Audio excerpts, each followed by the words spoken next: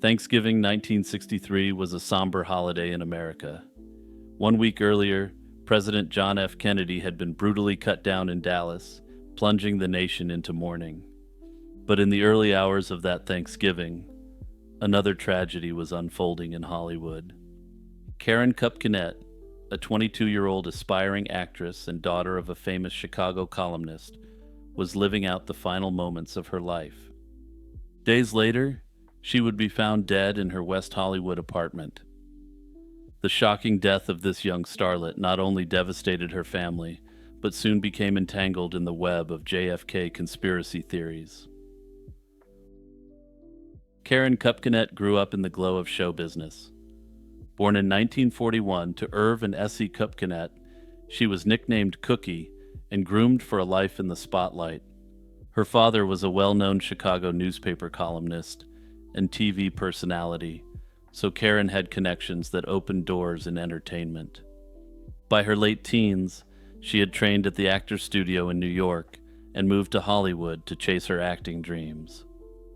With her good looks and smoldering charisma, Karen showed promise.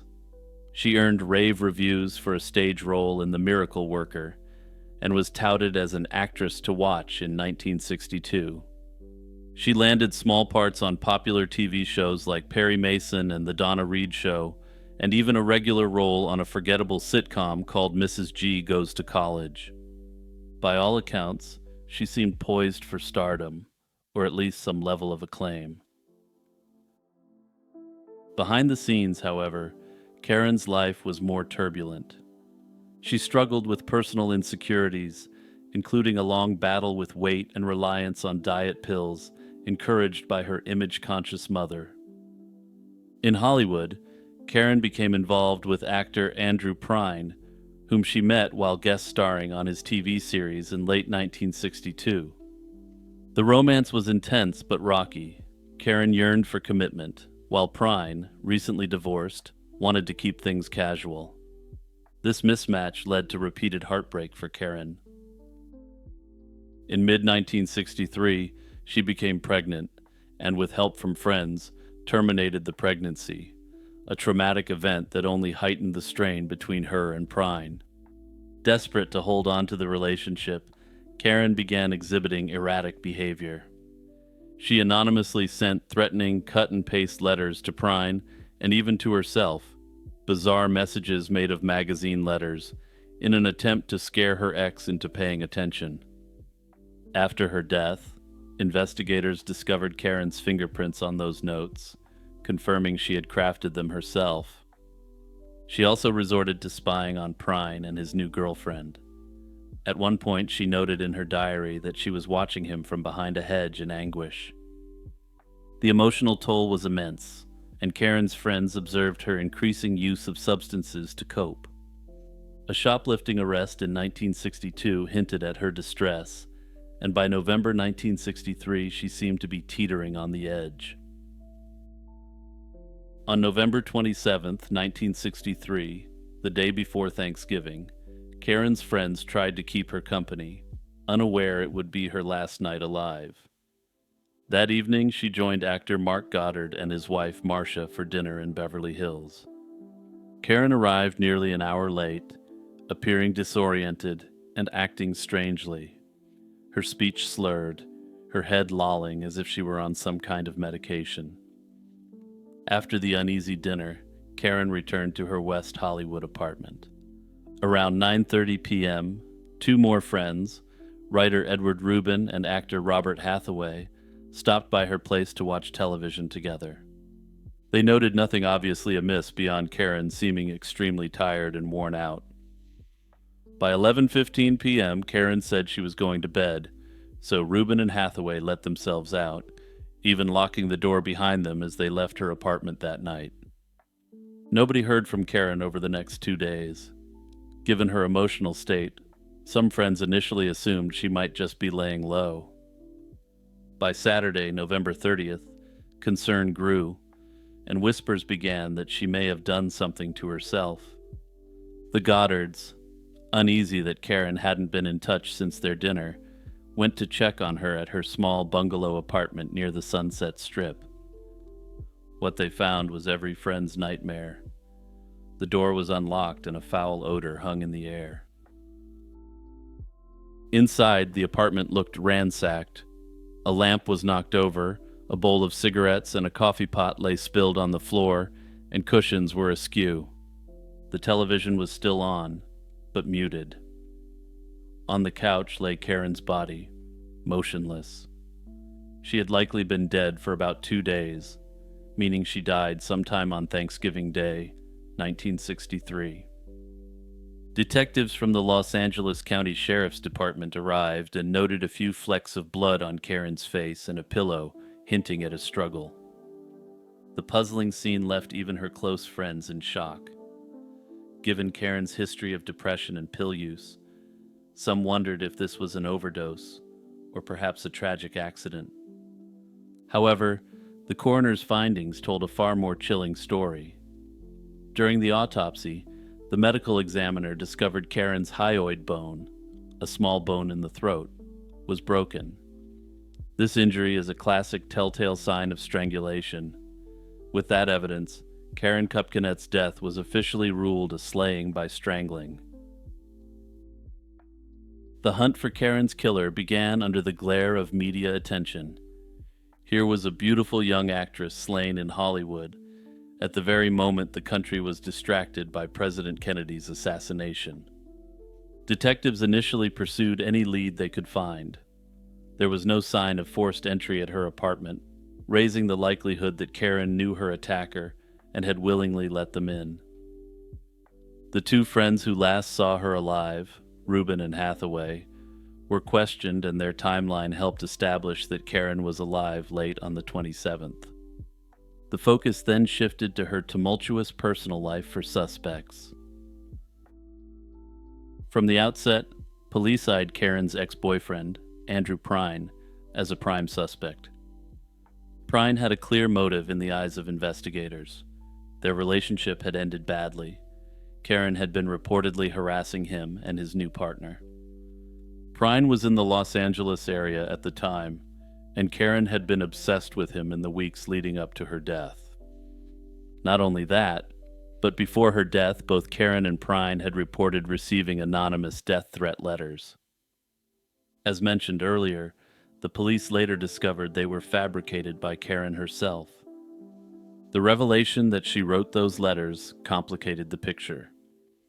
It showed Karen's extreme desperation, but it also initially cast suspicion on Prine until the hoax was uncovered. Ultimately, though, Andrew Prine was never charged, and investigators couldn't find solid evidence tying him to the crime. He maintained his innocence, and in fact, Karen's parents eventually came to believe Prine was not responsible.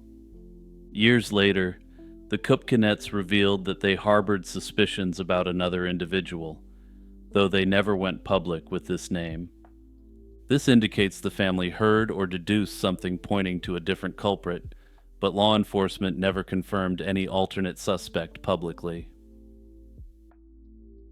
As the investigation pressed on in 1963 and 1964, no arrest was made. Police looked into other possibilities, perhaps an enraged acquaintance, a jealous rival, or even a random intruder. The crime scene's disarray suggested a violent struggle, but some elements seemed strange. For instance, Karen's body was nude, which could imply a certain angle, yet there was little evidence reported of an indecent assault.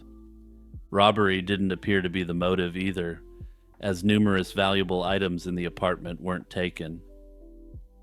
It was as if someone wanted to attack Karen personally. Her demise was the only goal. With scant physical evidence and many of Karen's closest friends cleared, the case grew cold. One reason the Karen Kupkinet case continues to fascinate is its curious timing. Karen died just 6 days after President Kennedy's assassination, leading some to wonder if there could be a connection. In the fevered atmosphere following JFK's slaying, a number of conspiracy theories sprouted, and Karen's name strangely found its way into that narrative. The most famous allegation comes from Penn Jones, a Texas newspaper editor and early JFK theorist. In his self-published 1966 book, Forgive My Grief, Jones claimed that Karen Kupkanet was the mysterious woman who tried to warn of Kennedy's assassination in advance. This claim centers on a real incident that occurred about 20 minutes before Kennedy was shot in Dallas. A telephone operator in Oxnard, California, reported that an unknown woman dialed her by mistake and whispered, "The president is going to be shot." According to the operator, the woman sounded disturbed or in a trance before the line went dead. This eerie phone call was noted by authorities, but never fully explained. Jones leapt on it and without evidence identified the woman on the phone as Karen Kupkanet. In his telling, Karen somehow knew of the assassination beforehand, perhaps through her Hollywood connections or via her father's network, and tried to alert authorities. Proponents of this idea argue that she was silenced by conspirators days later. It's a gripping story, but there is no concrete evidence to support it. Karen's friends and family have vehemently denied that she had any such foreknowledge or involvement. In fact, on November 22, 1963, Karen was reportedly not even in the Los Angeles area where the call originated. Additionally, Karen had no known connection to government or political insiders. The idea that she would be privy to one of the biggest secrets in world history is highly implausible, to say the least.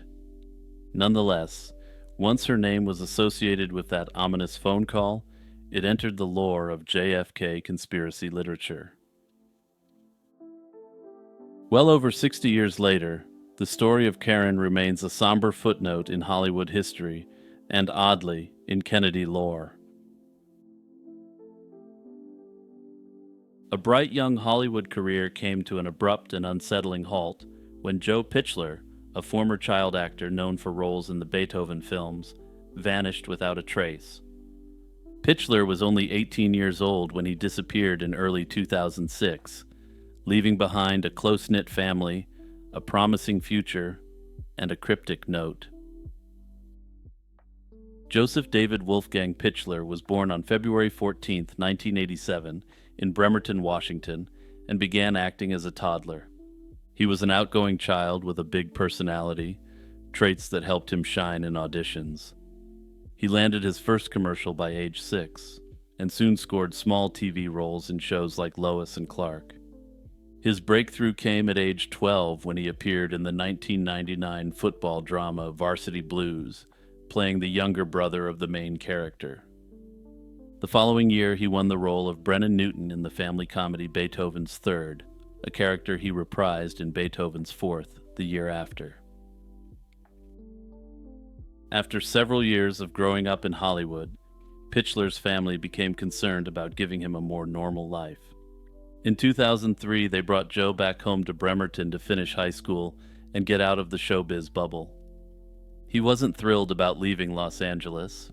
Acting was his passion, but he adjusted to ordinary teen life in Washington and stayed grounded.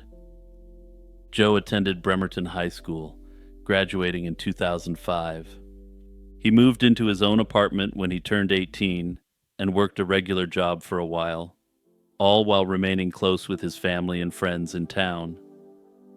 During that time, he enjoyed normal hobbies like playing with Magic the Gathering and Pokemon cards and chilling out with his pet guinea pig. Importantly, Joe saw his return to Bremerton as temporary.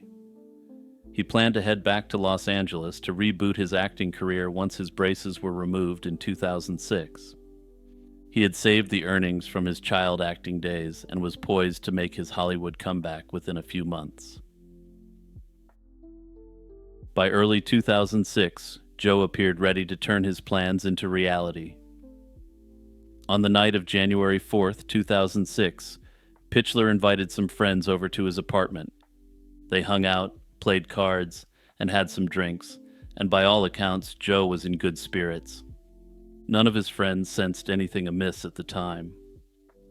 In the very early hours of January 5th, after the friends had left, Joe made a phone call to one of them. This was the last call ever made on his cell phone.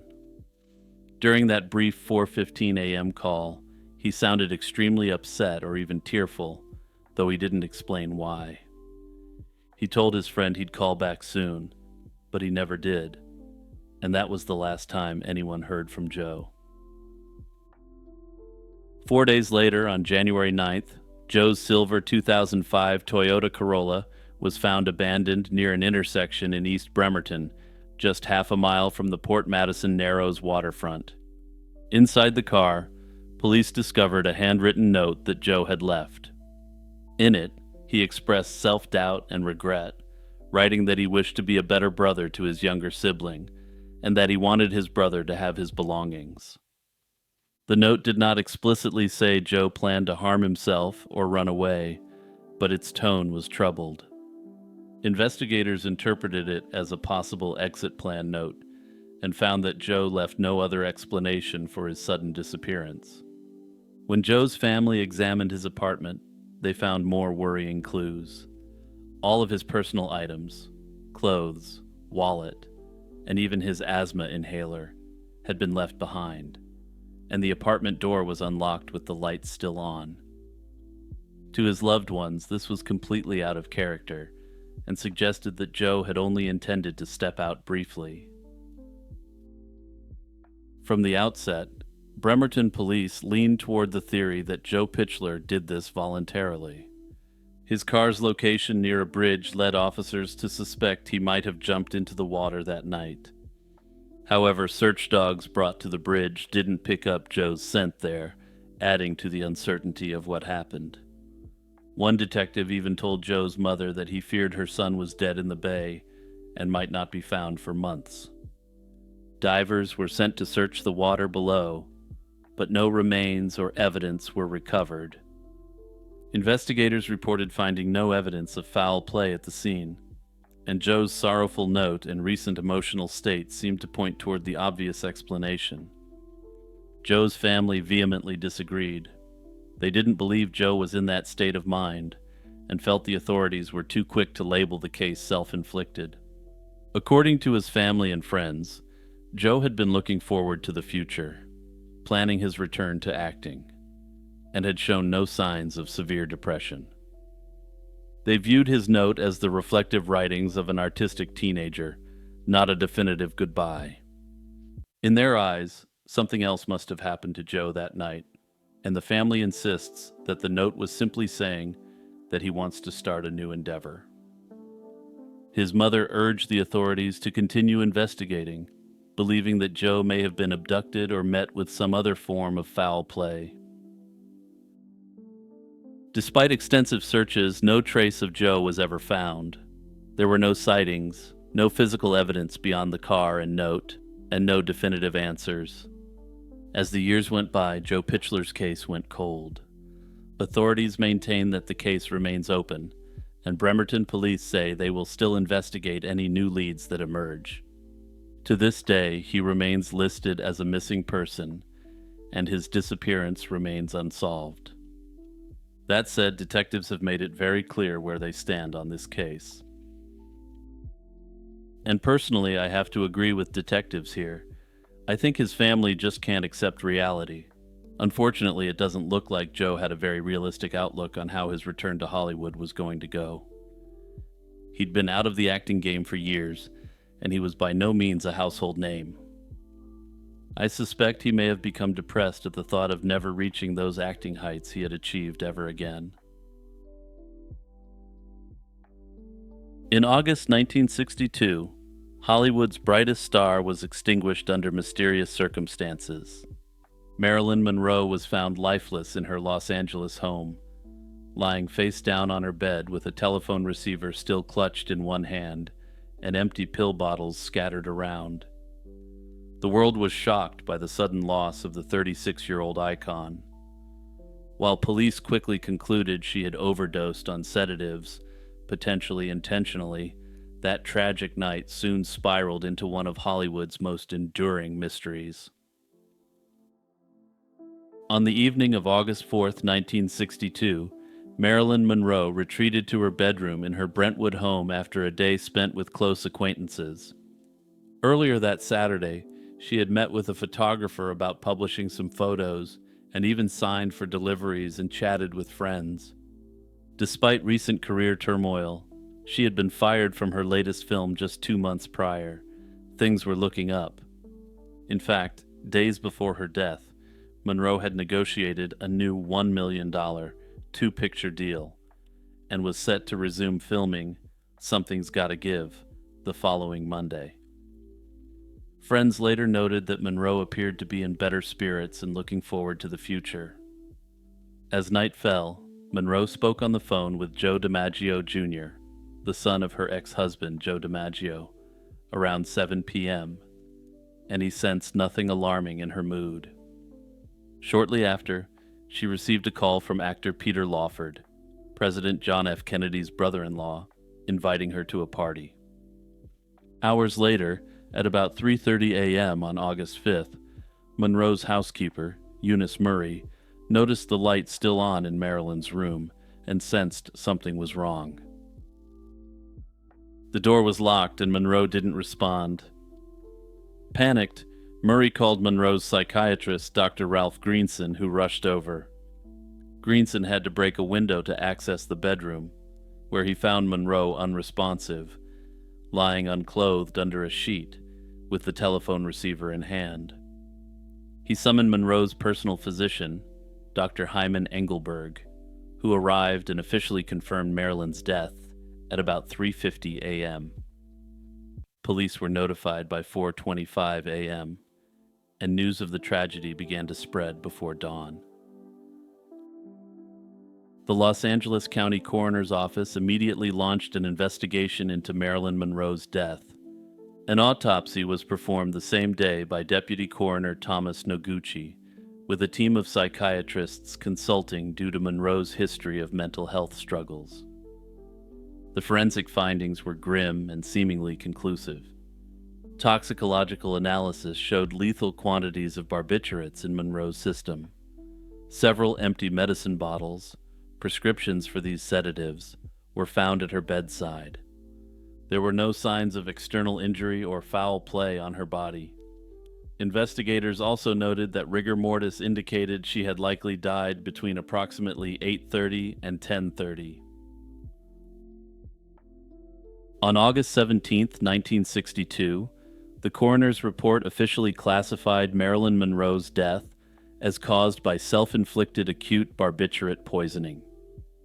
The report concluded that the dosage of sedatives in her body was several times the lethal limit, far too high to be accidental, and likely ingested all at once or over a very short period.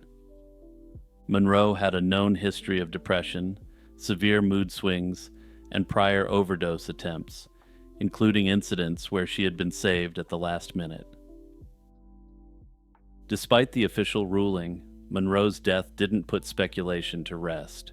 In fact, it only marked the beginning of decades of questions and speculation. Marilyn's unexpected demise, at the height of her fame, fueled disbelief. As gossip swirled, the Los Angeles County District Attorney's Office took the unusual step of revisiting the case 20 years later. In 1982, prompted by persistent rumors of a slaying, the district attorney ordered a threshold investigation to determine if there was any credible evidence of something more. After a 3-month inquiry reviewing old and new information, the DA's office announced it found no evidence of a conspiracy to eliminate Monroe. The official conclusion remained that Marilyn Monroe died from an overdose. However, they were unable to say whether it was intentional or a tragic accident. They noted that she had a significant history of taking large quantities of substances, which suggested that she may have believed she could tolerate what she took. They also suggested that she could have been in such an altered state that she forgot what she had previously taken. Almost as soon as Marilyn was laid to rest, speculation about more sinister scenarios began to take flight. In the first couple of years after her death, however, these ideas were largely confined to whispers. The shift came in 1964 when a writer named Frank Capel self-published a sensational pamphlet titled The Strange Death of Marilyn Monroe. This is widely cited as the genesis of the Monroe conspiracies. Capell insinuated that Marilyn had been knocked off on the orders of Robert F. Kennedy, the U.S. Attorney General. According to Capell, this was because she allegedly had an affair with him and threatened to expose it. In Capell's telling, Monroe was surrounded by communist sympathizers and had become a liability to the Kennedys. He claimed Robert Kennedy enlisted Marilyn's own doctor to administer a fatal injection and silence her. Importantly, Capell's motive in 1964 may not have been truth-seeking. His pamphlet came out while Bobby Kennedy was running for Senate, suggesting it was a political smear, potentially orchestrated by opponents. Nonetheless, the lurid idea of the Kennedy clan being involved in Marilyn's demise took root in the public imagination. Throughout the 1970s and beyond, new conspiracy theories bloomed, each adding twists to the core notion that Marilyn Monroe's death wasn't the simple overdose it appeared. Many of these theories still cast the Kennedy brothers as central figures. One version posited that Marilyn kept a secret diary full of sensitive information about the Kennedys and that this made her dangerous to powerful people. One variant suggested that Monroe's death might have been an accidental overdose, but that Robert Kennedy and his brother-in-law Peter Lawford were present at her home that night. Believers in this theory point out that Robert Kennedy was in Los Angeles on the night when she perished, which is factual and well documented. The story goes that Marilyn was alive when found and could perhaps have been saved if they took action. Instead, they watched her die, like Walter does to Jesse's troublesome girlfriend in that one episode of Breaking Bad, knowing they could have saved her. And yeah, I just watched that episode about a week back. Currently working my way through the show. Great program. Not all the theories revolve around the Kennedys in such a direct manner, though they often still play a significant part. Another prominent theory emerged in the 1980s, championed by private investigators pointing the finger at the mafia. In this telling, mob boss Sam Giancana had Marilyn Monroe slain as revenge or leverage against the Kennedy brothers. The Kennedy administration was aggressively cracking down on organized crime. Giancana, who allegedly knew of Monroe's intimate ties to JFK and RFK, saw an opportunity to attack where they were vulnerable. This grisly account contends Monroe was slain on the mobsters' orders to send a message to the Kennedys. It's a theory that reads like something out of Pulp Fiction, yet it remains one of the oft-repeated conspiracy angles. Some theorists have dragged the CIA into the picture. One hypothesis suggests the feds eliminated Marilyn Monroe as payback against President Kennedy for the Bay of Pigs fiasco. Another, perhaps fanciful version, claims Monroe was snuffed out because she had learned government secrets about extraterrestrials through her Kennedy connection. Under this theory, she had threatened to go public with her knowledge of what information the American government really had on the phenomenon. When she couldn't be convinced to be quiet through conventional methods, shadowy figures within the government ended her life. Officially, the case is closed. Marilyn died of an overdose, a sad end to a life of dizzying highs and devastating lows. The real mystery is likely whether this act was intentional or not, but without knowing Marilyn's state of mind that night, it's truly impossible to know. It was a chilly November night in 1981 when Hollywood icon Natalie Wood vanished from her yacht under mysterious circumstances. The beloved film star, known for classics like West Side Story and Rebel Without a Cause, had always harbored a deep fear of dark water. This was an irony not lost on anyone when she was found drowned off California's Catalina Island. Her death at age 43 and the uncertainty surrounding her final hours have fueled decades of speculation about what really happened. Over the Thanksgiving weekend of 1981, Natalie Wood set sail with her husband, Robert Wagner, on their 60-foot yacht, the Splendor, for a trip to Catalina Island. Along with them were Wood's Brainstorm co-star Christopher Walken and the yacht's captain Dennis Davern. The group spent the evening drinking at a harbor restaurant on the island, where witnesses said they were heavily intoxicated. After dinner, they returned to the yacht around 10 p.m. to continue the night on board, and perhaps have a few more drinks. Tensions flared not long after. Wagner later recounted that he and Walken got into a heated argument about Wood's career. During the altercation, a distraught Wood retreated to her stateroom below deck with Wagner following behind. Around midnight, the commotion finally subsided, and when Robert went to check on Natalie, she was nowhere to be found. Natalie Wood had disappeared from the Splendor, and the yacht's small dinghy was also missing.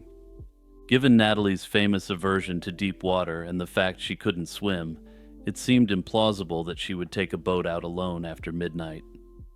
Wagner later said he initially thought she might have gone ashore to cool off from the argument, but this was out of character. Realizing she was gone, Wagner and Davern searched the boat. Finding no trace of her, Davern radioed for help at around 1:30 a.m., alerting the Coast Guard. Rescuers scoured the waters through the early morning darkness. At about 5:30 a.m. on November 29th, the Splendor's dinghy was found adrift in a cove with its engine off, but Natalie wasn't on board. Shortly after, Wood's body was discovered floating in that same area, roughly a mile from the yacht. Her body showed bruises on the arms and legs and an abrasion on her cheek, and her blood alcohol level was twice the legal limit. It was a tragic end to her life, and the start of an enduring enigma that would continue on for decades. The coroner, the exact same man who had done the autopsy on Marilyn Monroe, ruled Wood's death an accidental drowning, a fact which immediately raised eyebrows. He theorized that Natalie had gone outside to secure the dinghy and then slipped on the boat's swim step, falling overboard. The bruises and scratches were attributed to her hitting the yacht or struggling to climb into the dinghy after falling. Scratch marks on the dinghy's side suggested she clung to it for a time, but her heavy jacket became soaked and weighed her down. After a few minutes in the cold water, she likely succumbed to hypothermia and drowned. All three men on the ship maintained that nothing criminal had occurred, and that Natalie's death was a tragic case of misadventure. In 1981, police saw no reason to suspect otherwise, and the investigation was closed. Many people had doubts about the official story. The notion that Natalie would deliberately venture out alone in a dinghy at night struck skeptics as highly unlikely. Years later, a nearby boater named Marilyn Wayne came forward with a chilling account of that night. She said that around 11 p.m., while moored about 40 yards from the Splendor, she heard a woman screaming that she was drowning and begging for help. According to her, the cries lasted about 15 minutes, but there was more. At one point, Wayne heard a man's slurred voice from the Splendor say that help was on the way before the screams stopped. Wayne's party allegedly tried to call Harbor Patrol, but got no response at any point, and no records of the call exist. She was never interviewed by police, and days later she says she found an anonymous note warning her to keep quiet about what she knew. Such details were not part of the initial investigation, but they fueled suspicion that more had happened than was officially acknowledged. Her report remains unverified, and it remains unclear why she waited for so long to come forward, though the threatening note has provided potential evidence as to why. In 2011, nearly 30 years after Natalie's death, the Los Angeles County Sheriff's Department reopened the case. The catalyst was Dennis Davern, who admitted he had lied to investigators in 1981. He now claimed there had been a violent altercation between Natalie and Robert before she disappeared. and alleged that Robert delayed calling for help after she went missing. His new testimony prompted the authorities to take a fresh look at the evidence to see what really happened.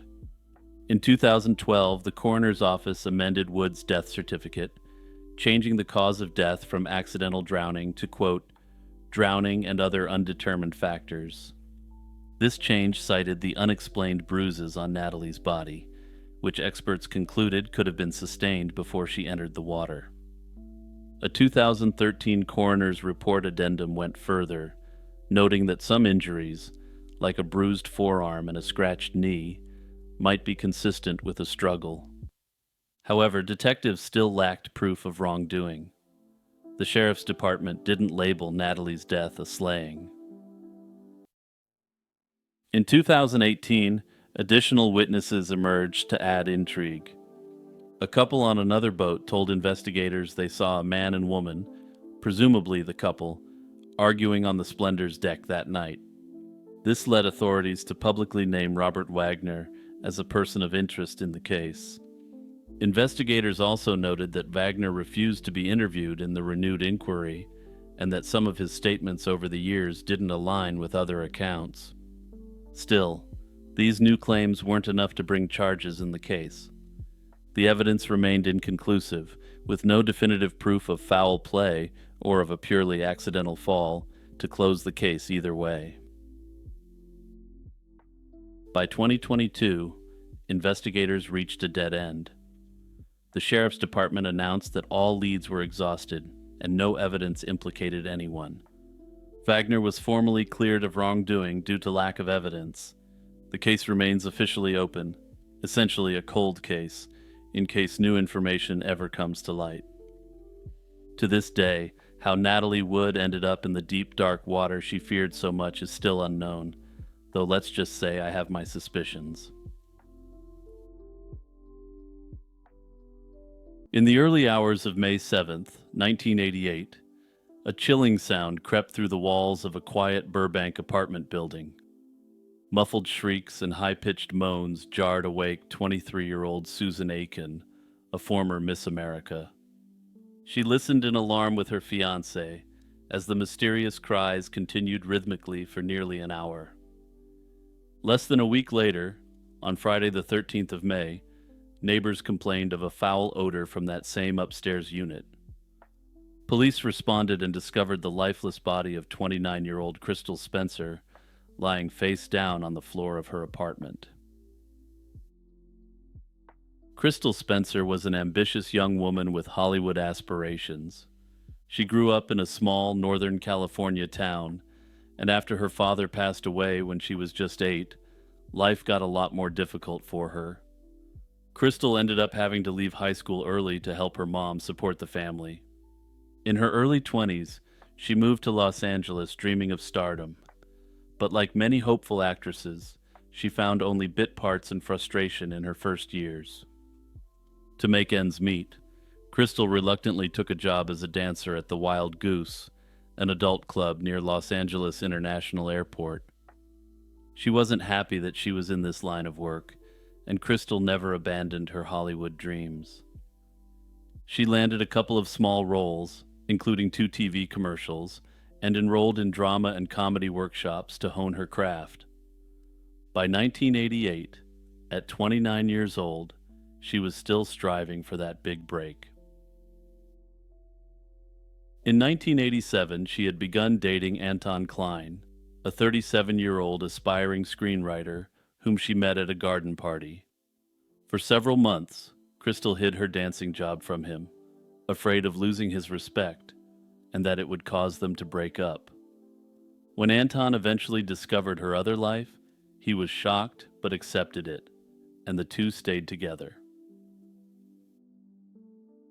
In early 1988, a new opportunity on the horizon gave her hope. Crystal was preparing to spend 3 months in Japan working as a nightclub hostess, a job that promised quick money and a chance to step up from the dancing scene. She confided to a friend that the idea of moving to Japan made her nervous, but she was determined to go through with it. On Wednesday, May 4th, Anton stopped by Crystal's Burbank apartment because she was homesick with what seemed like a bad cold. He brought her groceries and noted that she appeared to be in good spirits. The next night, Thursday, May 5th, would be the last time Crystal spoke with her family. Late that evening, Crystal phoned her sister, Julie, sounding distressed and claiming she had come down with a terrible flu.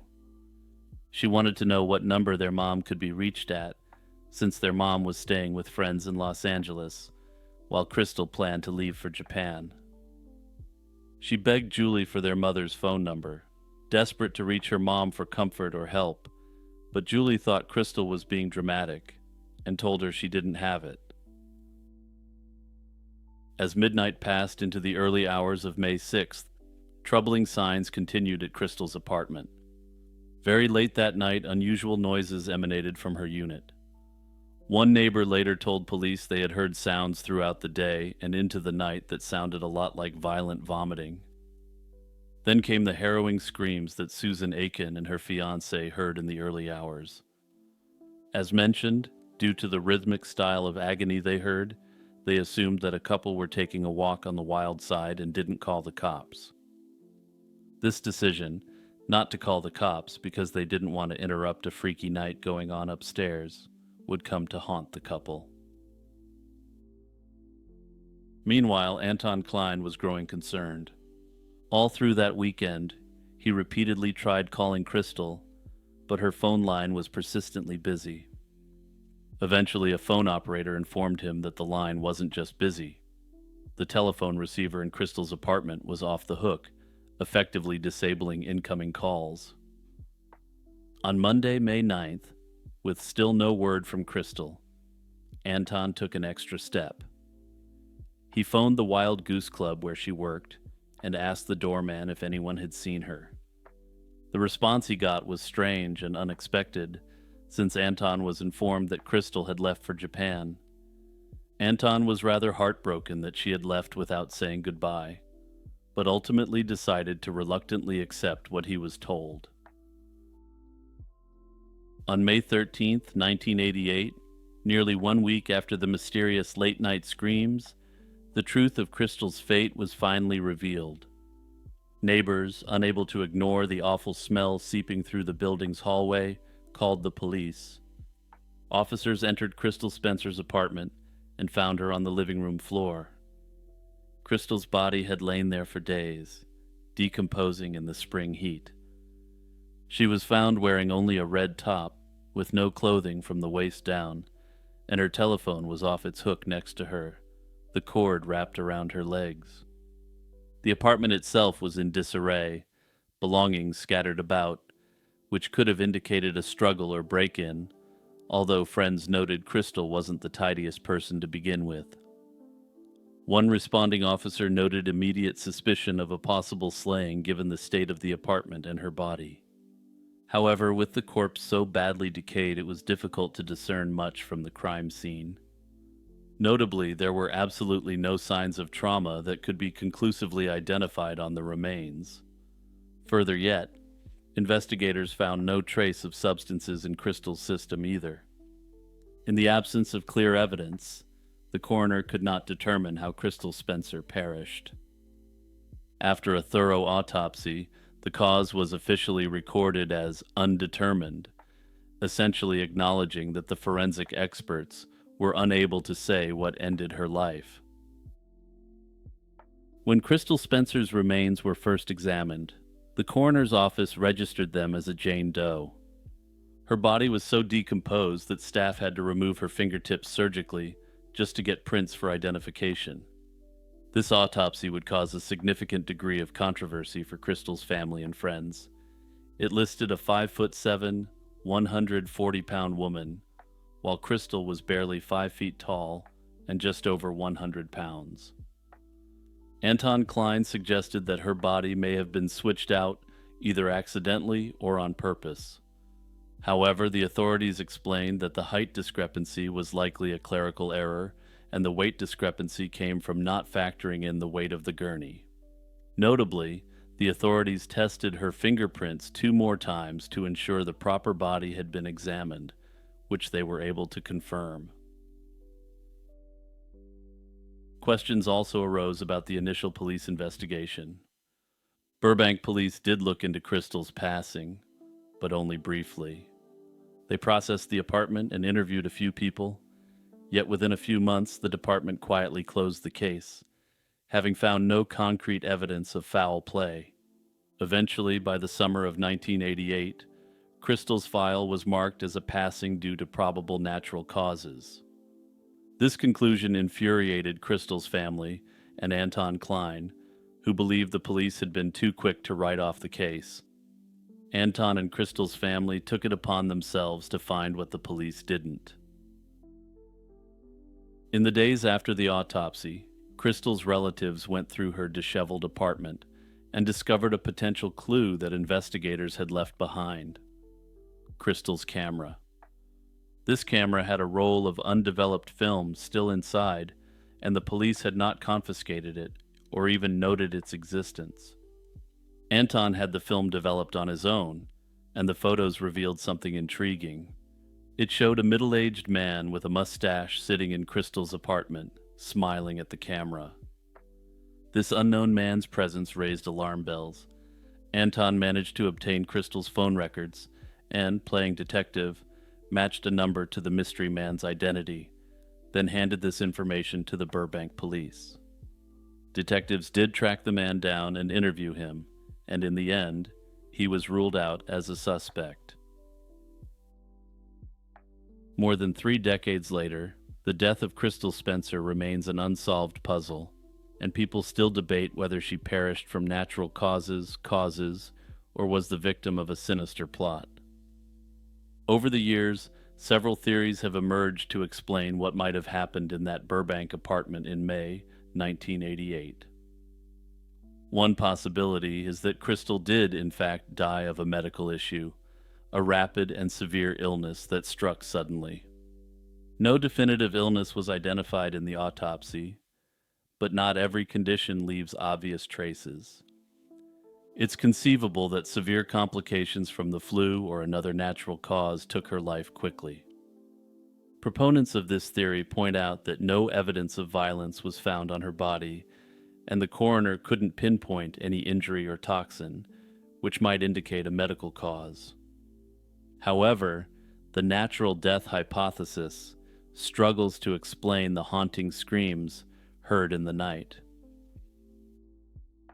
Some have suggested that it's unusual for someone dying of illness to make the kind of prolonged, shrill cries that were described. Further, it doesn't fully explain why she wouldn't have called an ambulance as her condition was worsening. However, those who believe this theory generally think that she did make an attempt to call 911, but only did so when it was too late. Many, including Crystal's family, strongly suspect that she met with foul play. The screams heard by multiple neighbors bolster the idea that she wasn't alone and was in severe distress. If this theory is true, the identity of the attacker remains unknown, and no direct suspects have ever been identified publicly.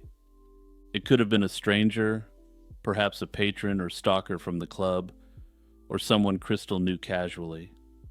It could even be someone such as a boyfriend who inserted himself into the investigation consistently over the following years. But that's just speculation, of course. Notably, there were no signs of forced entry reported, but Crystal might have opened her door willingly if she recognized the visitor.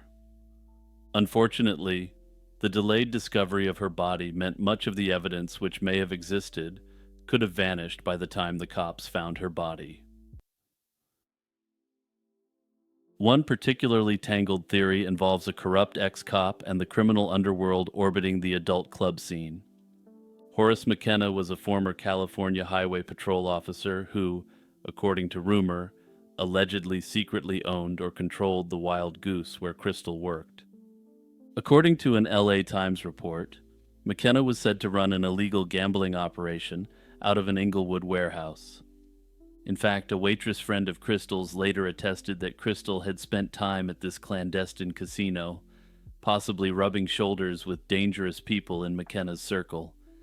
The theory goes that Crystal might have become an informant on McKenna's illicit activities. Notably, in favor of this theory, it turned out that the FBI had an open file on Crystal, which Anton obtained. The only problem was that the file was almost entirely redacted.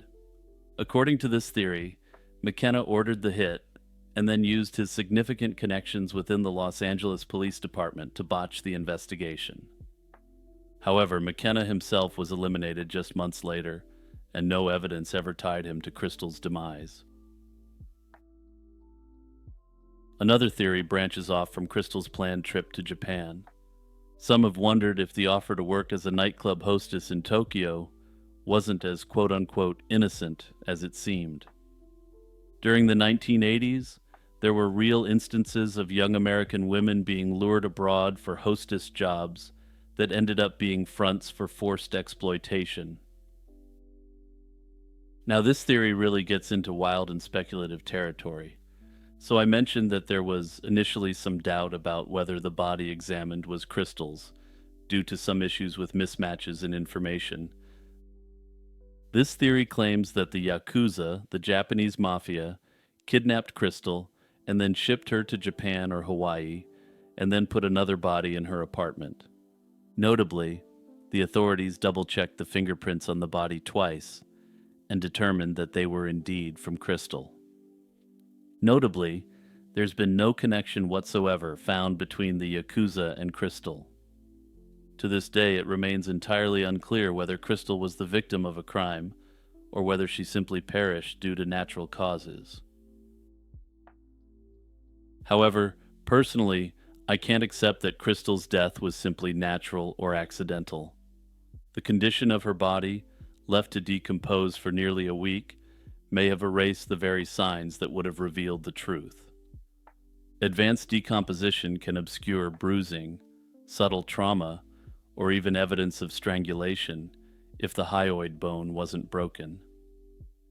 The fact that she was found half-clothed, the phone ripped from its base, and neighbors reported hearing what sounded like screams makes me strongly suspect foul play. Hey everyone, Jimmy here as usual with a shout out to all subscribers, YouTube members, and patrons. Also, don't forget to check out my new history video podcast, Lazy Chill History, by clicking the link in the description. A cracked taillight was all it took. A single piece of broken plastic on a 1985 Ford Thunderbird set off a chain of events that left one man dead and destroyed multiple families. It also created one of the most baffling, unsolved disappearances in American criminal history. On an August evening in 1990, Adam Emery chased down the wrong car, attacked the wrong person, and then, after a jury told him he'd spend decades behind bars, he vanished completely. According to some accounts, both he and his wife jumped off a bridge, and his wife's skull turned up months later in a fisherman's net. Adam Emery himself has never been found, and though he's been declared legally deceased in Rhode Island, the FBI believes he's still a free man. August 31st, 1990, was supposed to be unremarkable. Adam Emery, 27, was out with his wife Elena, her sister Maria, and Maria's husband Ronnie. They had gone to Rocky Point Amusement Park in Warwick, Rhode Island. They'd picked up seafood from a restaurant along the coast, an informal celebration of the couple's second wedding anniversary. Emery worked in customer service at a local plastics company and was a graduate of Rhode Island College who'd previously served as a military policeman in the Rhode Island National Guard. He had no criminal record and was, by all accounts, generally well-liked and not quick to anger, but something changed that day. As they sat in Emery's Thunderbird, another vehicle sideswiped the car and sped off.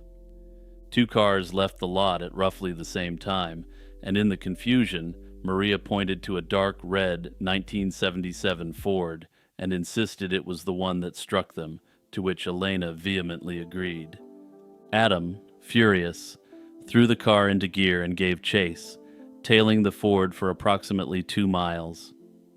Police would later confirm through paint chip analysis that the Ford wasn't the car that hit them. The 20-year-old behind its wheel, Jason Bass, had absolutely no idea why a stranger was pursuing him through the streets of Warwick. Jason Bass was a Providence native who worked in food service. He'd recently left a concession job at Rocky Point Amusement Park, the very place where the Emerys had just eaten dinner.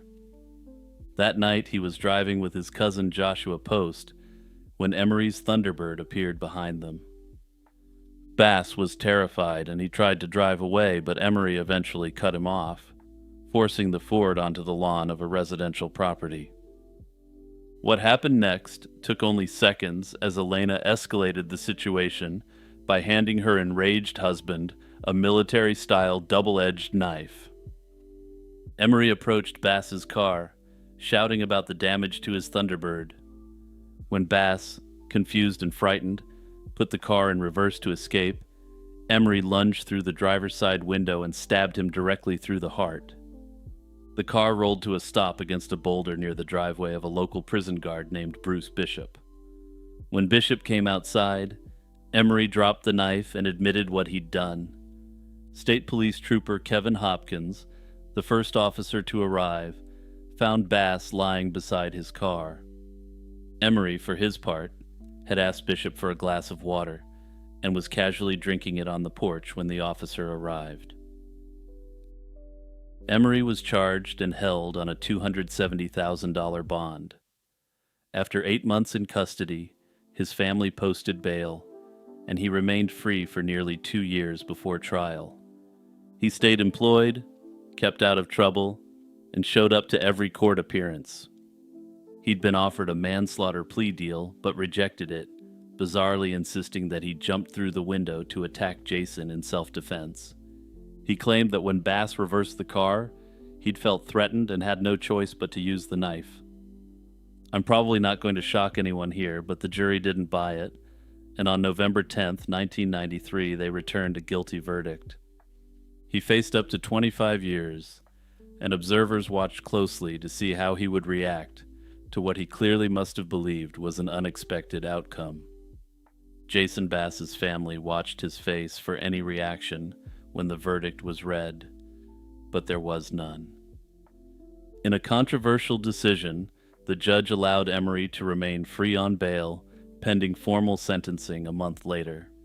He was permitted to leave the courthouse to get his affairs in order, and Adam and Elena walked out together at approximately 3 o'clock that afternoon.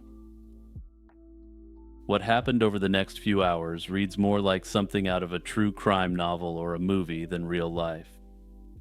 Around 3:30 p.m., the couple arrived at Kelly's Sporting Goods in Cranston, where they purchased black hooded sweatsuits, athletic socks, and 80 pounds of exercise weights. The store manager recalled Elena as chatty and smiling, while Adam seemed oddly bothered by the cost. Personally, I think this is a strange concern for someone supposedly about to jump off a bridge to his certain doom. They were next seen eating at a Burger King, where witnesses described them as calm and relaxed.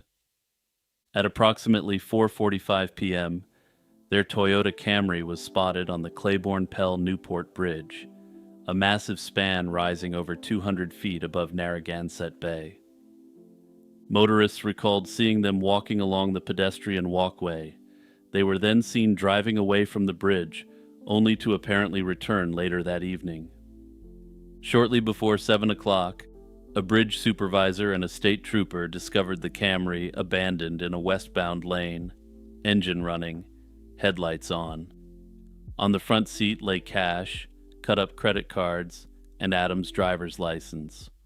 On the back seat, neatly folded, were the clothes they'd worn to court that morning. Notes signed by both arrived in family mailboxes the next day, explaining why they had done it.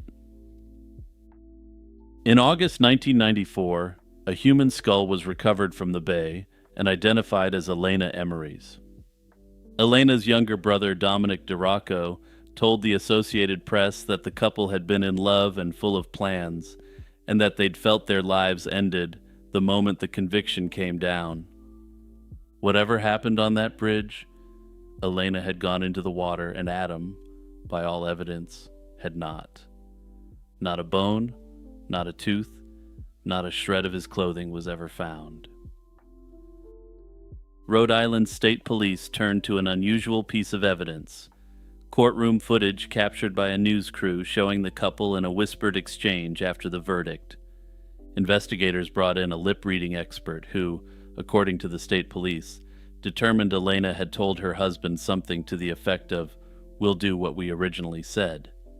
It confirmed the Emerys had a plan, but whether that was some sort of deranged pact or an escape scheme remains unknown.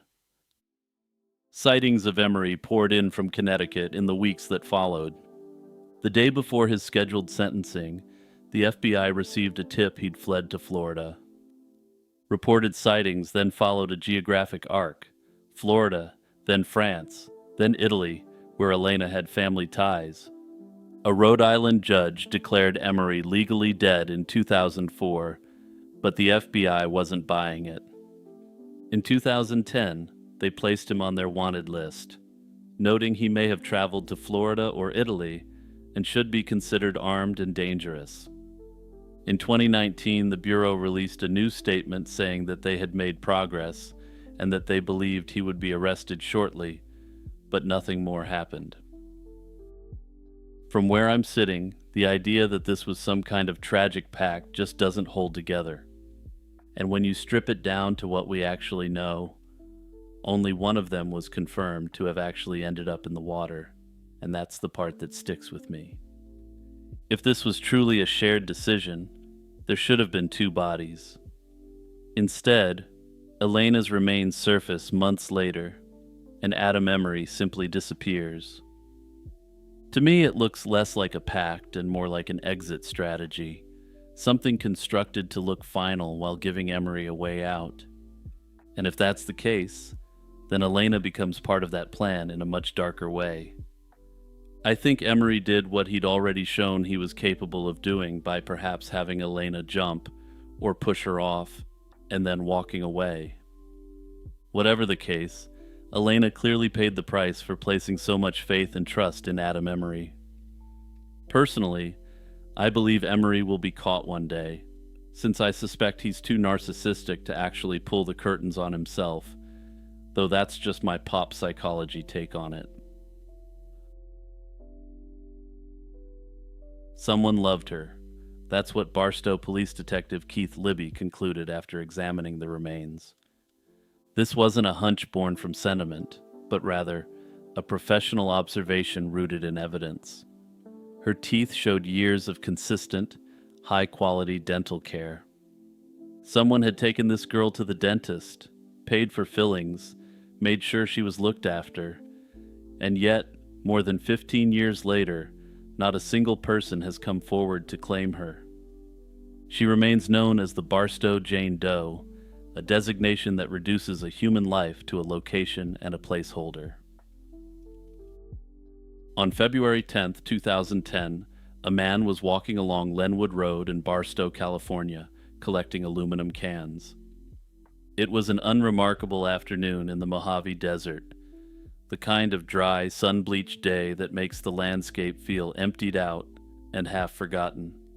Lenwood Road sits just west of the Interstate 15 freeway, a heavily trafficked corridor that serves as the main artery between Los Angeles and Las Vegas. The man spotted a black backpack on the ground near the roadway, and he opened it. Inside, wrapped in two plastic shopping bags, one from Walgreens and the other from a grocery chain called Fiesta Foods, was the severed head of a young female. Police were called to the scene at approximately 2:55 in the afternoon, and an investigation rapidly got underway. An autopsy conducted on February 17th by the San Bernardino County Coroner's Office estimated the girl had died 3 to 4 days before her discovery.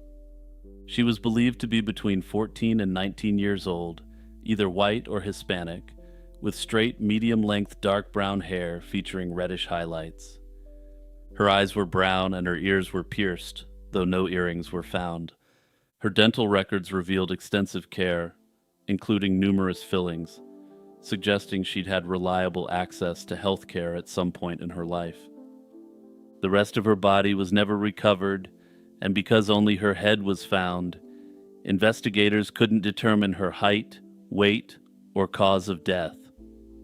No fingerprints from a potential suspect were obtainable from the remains, the backpack, or the plastic bags. The case was classified as a suspected killing, given the obvious evidence of foul play. Barstow sits at the junction of three major highways in the western Mojave Desert, a landscape that has long served as a grim repository for the unwanted dead.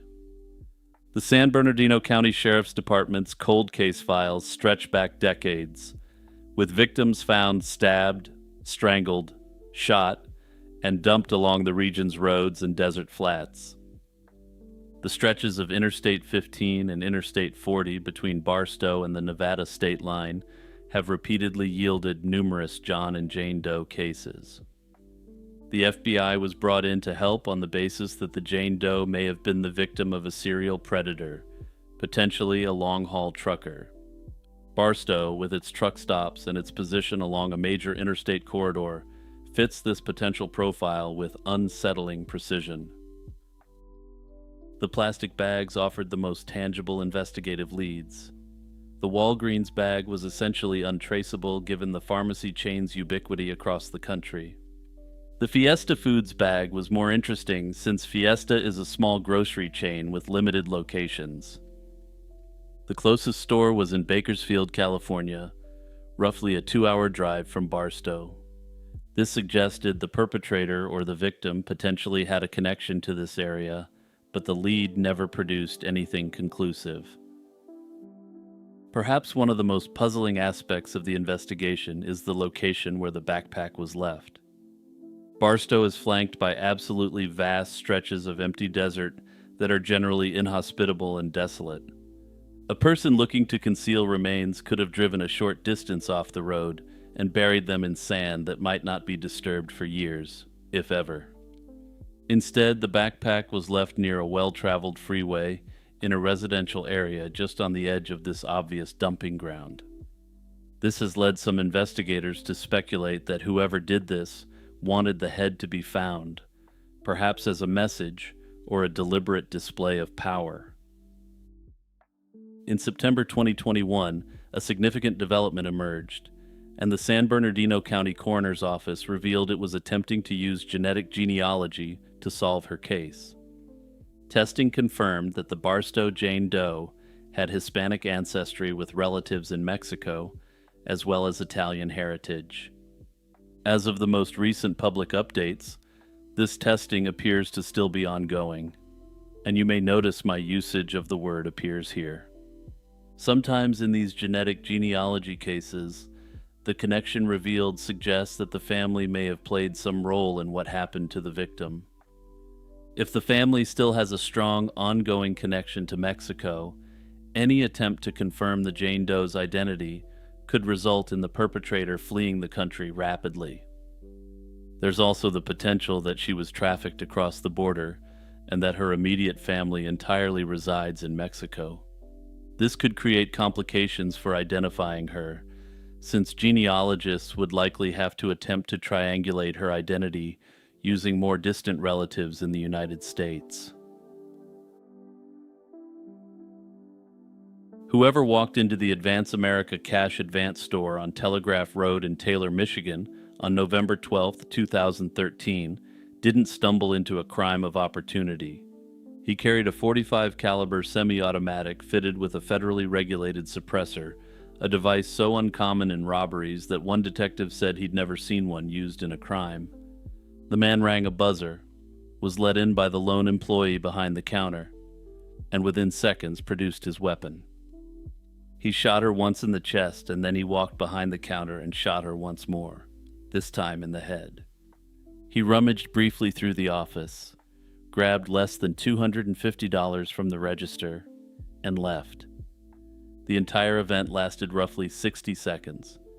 The woman who was slain was 30-year-old Chelsea Small, a single mother of two who wasn't even supposed to be working that day. Chelsea Small was born on August 9, 1983, and grew up in Taylor, a working-class suburb of Detroit in Michigan's Downriver region. Around 2002, she met a man named Rick Farley, and the two eventually had two children together, a son named Logan and a daughter named Jocelyn. Chelsea was, by every account, a devoted mother who organized her life around her children. She worked full-time at Advance America, a check cashing and payday loan business in a busy strip mall along an 8-lane highway. She was simultaneously enrolled full-time at Wayne County Community College, where she'd made the dean's list while studying to become a physiotherapist. The reason Chelsea was at work on November 12th was bittersweet in the cruelest possible way. She'd swapped shifts with a coworker so she could celebrate her son Logan's 5th birthday the previous weekend. That trade meant Chelsea was alone in the store that Tuesday, and tragically, it also meant she died on her son's actual birthday.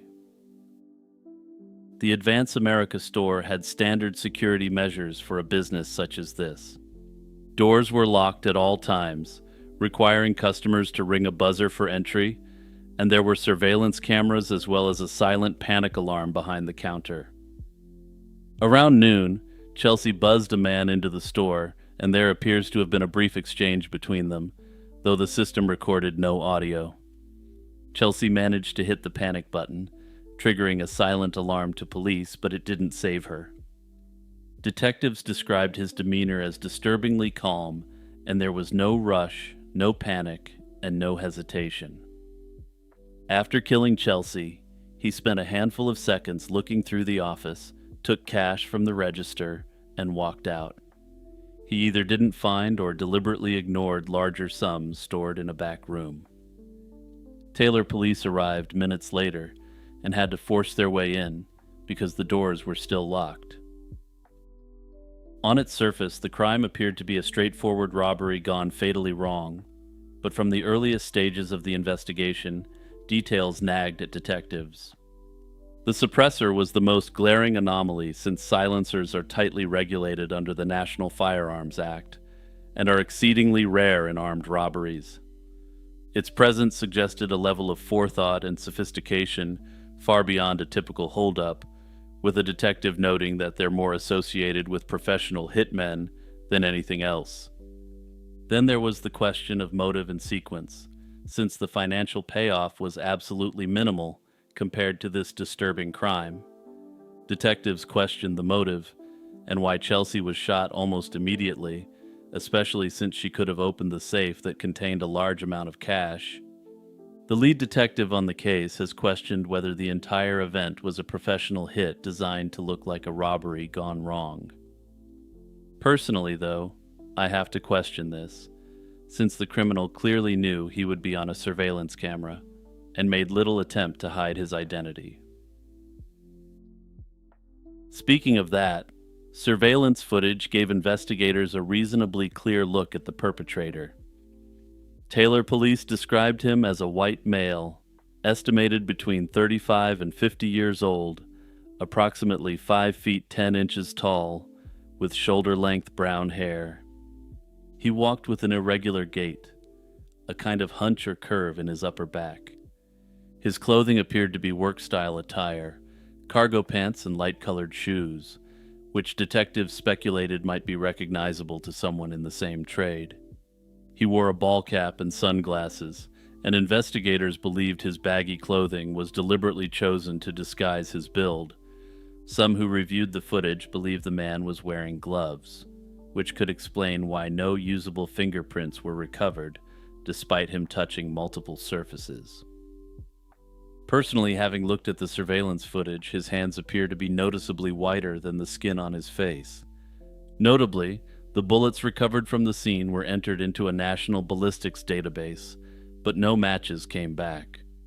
Police investigated Chelsea's personal life thoroughly, and her ex-partner was questioned and ultimately cleared. Nothing in her background suggested enemies or involvement in anything that might have made her a target. Hundreds of tips came in over the years, but none produced a breakthrough. Investigators have explored every theory, from the killer being a gun enthusiast who frequents ranges and shows, to the possibility of security, military, or militia training. The case's proximity to two major interstates has also fueled speculation that he could be a long-haul truck driver living anywhere in the country. However, aside from that very tangential relationship, there's nothing to suggest he was employed as a trucker at the time of this crime. Whoever he is, he walked into a strip mall in broad daylight, ruthlessly eliminated a young mother in front of a camera, and vanished. More than a decade later, Chelsea's children are growing up without her, and the man on the surveillance tape remains at large. In 1973, 4 hostages walked out of a bank vault in Stockholm, Sweden, after 6 days of captivity, and then did something that stunned the world. They refused to testify against their captors, and not only that, some of them also raised money for their legal defense. One of them reportedly became engaged to one of the men who'd held a revolver to her head. The police, the prosecutors, and the public couldn't make sense of it. How could anyone develop affection for the person threatening to end them? That question launched one of the most recognizable and most misunderstood terms in modern psychology: Stockholm Syndrome. It's a phrase that gets tossed around in true crime podcasts, courtroom dramas, and pop culture debates with alarming casualness, often stripped of its original context. But the real story behind the term, and the science that's grown up around it, is far stranger and more unsettling than most people realize. The event that gave Stockholm Syndrome its name began on August 23, 1973, when Jan Erik Olsson, a convicted criminal on prison leave, walked into the Sveriges Kreditbanken. He took 4 employees hostage and demanded, among other things, the release of his friend Clark Olofsson from prison. Surprisingly, the Swedish authorities complied, sending Olofsson into the bank to join the standoff. What followed was a tense 6-day siege that captivated the Swedish public and baffled law enforcement. During those 6 days, the hostages began to exhibit behavior no one anticipated, and they expressed fear of the police rather than their captors. They spoke to Prime Minister Olof Palme by phone and criticized the government's handling of the situation. Kristen Enmark, one of the hostages, later described feeling safer with Olsson and Olofsson than with the authorities trying to rescue them. After the ordeal ended with a tear gas assault by police, the hostages continued to defend the 2 men publicly. They visited them in prison. They expressed gratitude for small kindnesses, being allowed to move, being given food, being spoken to like human beings. Psychiatrist Niels Bierot, who consulted for Swedish police during the crisis, described the hostages' seemingly irrational attachment. He gave the concept an extremely complex Swedish name, and I'll spare you my butchering of the language, but the concept later entered English as Stockholm Syndrome. However, this psychiatrist never examined the hostages directly, a fact that's drawn criticism from researchers and from the hostages themselves.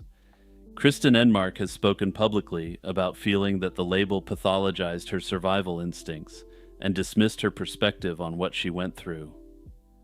She's argued that her responses during the siege were rational assessments of danger, not symptoms of a disorder, but more on that in a moment. Regardless of the debate surrounding the original case, the psychological phenomenon described by Stockholm Syndrome has been observed in a wide range of captivity situations. At its core, the concept describes a process in which hostages or other victims develop positive feelings toward their captors, sometimes to the point of identifying with their goals. Researchers have proposed several mechanisms to explain this seemingly highly unusual response. The most widely cited explanation involves a survival strategy rooted in evolutionary psychology. When a person is placed in a situation of extreme powerlessness and perceives a genuine threat to their life, any small act of kindness from the captor can be psychologically amplified. The captive's brain, operating under intense stress, begins to interpret these gestures as evidence of a bond. This isn't conscious manipulation on the part of the hostage, but rather a deep automatic response that serves to reduce terror and increase perceived chances of survival. 4 conditions have been commonly identified as necessary for this attachment to develop. The captive must perceive a genuine threat to their survival, and simply being in a highly dangerous situation isn't enough. They must perceive some amount of kindness from the captor within the context of terror. They must be isolated from all outside perspectives, and they must believe escape is impossible. When all 4 conditions are present, the psychological ground is fertile for the kind of bond that outside observers find so difficult to understand. It's worth noting that Stockholm Syndrome isn't recognized as a formal diagnosis. It exists in a gray area, widely referenced in clinical literature and popular discourse, but without standardized diagnostic criteria. Some researchers have argued it would be more accurately described as a trauma response or a subset of complex post-traumatic stress disorder rather than a standalone syndrome. The concept has been applied far beyond hostage situations, and it's been invoked to explain behavior in cases ranging from cult membership to prisoner of war scenarios. The argument is that the same dynamics, extreme power imbalance, isolation, intermittent kindness, and perceived inability to escape can produce similar bonding effects. One of the most famous cases linked to Stockholm Syndrome is that of Patty Hearst, the newspaper heiress kidnapped by the Symbionese Liberation Army in 1974. After weeks in captivity, Hearst appeared to join her captors, adopting a new name and participating in a bank robbery. Her defense argued she'd been brainwashed, a claim the prosecution firmly rejected. Hearst was convicted, but later had her sentence commuted by President Jimmy Carter and received a full pardon from President Bill Clinton. Her case became a lightning rod for debates about free will, coercion, and the limits of personal responsibility under conditions of extreme duress. The kidnapping of Natascha Kampusch in Austria presents another frequently cited example. Kampusch was abducted at age 10 in 1998 and held by Wolfgang Priklopil for over 8 years. After escaping in 2006, she expressed complex emotions about her captor, including grief when she learned he'd pulled the curtains on himself after her escape. Some interpreted her response as evidence of Stockholm Syndrome. Kampusch herself has rejected that framing, arguing that her feelings were a natural consequence of the reality she'd inhabited. Stockholm Syndrome has faced significant academic criticism. One major objection is that the evidence base is remarkably thin. A widely cited 2008 study analyzing over 400 hostage cases found that the supposed syndrome appeared in fewer than 8% of them. This calls into question whether it represents a reliable psychological pattern or simply an unusual response elevated to the status of a general theory. There's also the problem of the psychiatrist's original methodology, or lack thereof, in quote-unquote diagnosing the syndrome, since he never interviewed the hostages. He observed the crisis from the outside and applied a label based on behavior he found inexplicable. Critics have noted this isn't how psychological conditions are typically identified, and that building a widely used clinical concept on such a foundation is scientifically questionable. The hostages' own account suggests their behavior was more nuanced than the Stockholm Syndrome narrative implies. They feared police intervention because they believed a forceful rescue could get them eliminated, not by their captors, but by their rescuers. Their cooperation was strategic, not pathological, since their goals fundamentally were aligned with those of the bank robbers. Both the captives and the robbers wanted to escape the situation unharmed, and forming an uneasy alliance may have been a logical thing to do, rather than a pathological thing. Despite these criticisms, the concept continues to serve an important function in how we understand human resilience. Even if the term is imperfect, it points toward an uncomfortable truth about human psychology. That under conditions of extreme stress and captivity, the mind can form attachments that defy logic, apparent self-interest, and even self-preservation. On the evening of February 2nd, 2008, a 24-year-old real estate agent walked into a vacant house in one of Victoria, British Columbia's quietest suburbs. She intended to show it to a wealthy couple she'd never met, the exact sort of individuals who she expected to purchase the home. She'd told her boyfriend and her father that something about the clients felt off, but she went anyway. Within 10 minutes of stepping through the front door, Lindsay Buziak was dead, stabbed repeatedly in an upstairs bedroom, while her boyfriend sat in the car waiting for her to finish. The supposed buyers vanished without a trace. They left behind no fingerprints, no genetic evidence, no weapon, and no motive that anyone has ever been able to prove. This is one of Canada's most chilling unsolved cold cases, a narrative where everything we know only deepens the mystery of what we don't. Lindsay Buziak was born on November 2, 1983 in Calgary, Alberta, a province in Canada known for its vast quantities of oil. Raised by her parents, Jeff and Evelyn, alongside her sister Sarah, she was described by those who knew her as energetic, ambitious, and personable. After relocating to Victoria, she began building a career in real estate, joining a RE/MAX office where she worked alongside her boyfriend, Jason Zalo, and his mother, Shirley Zalo. By early 2008, Lindsay had made a promising start in the industry. She was still junior, but she was driven and eager to prove herself.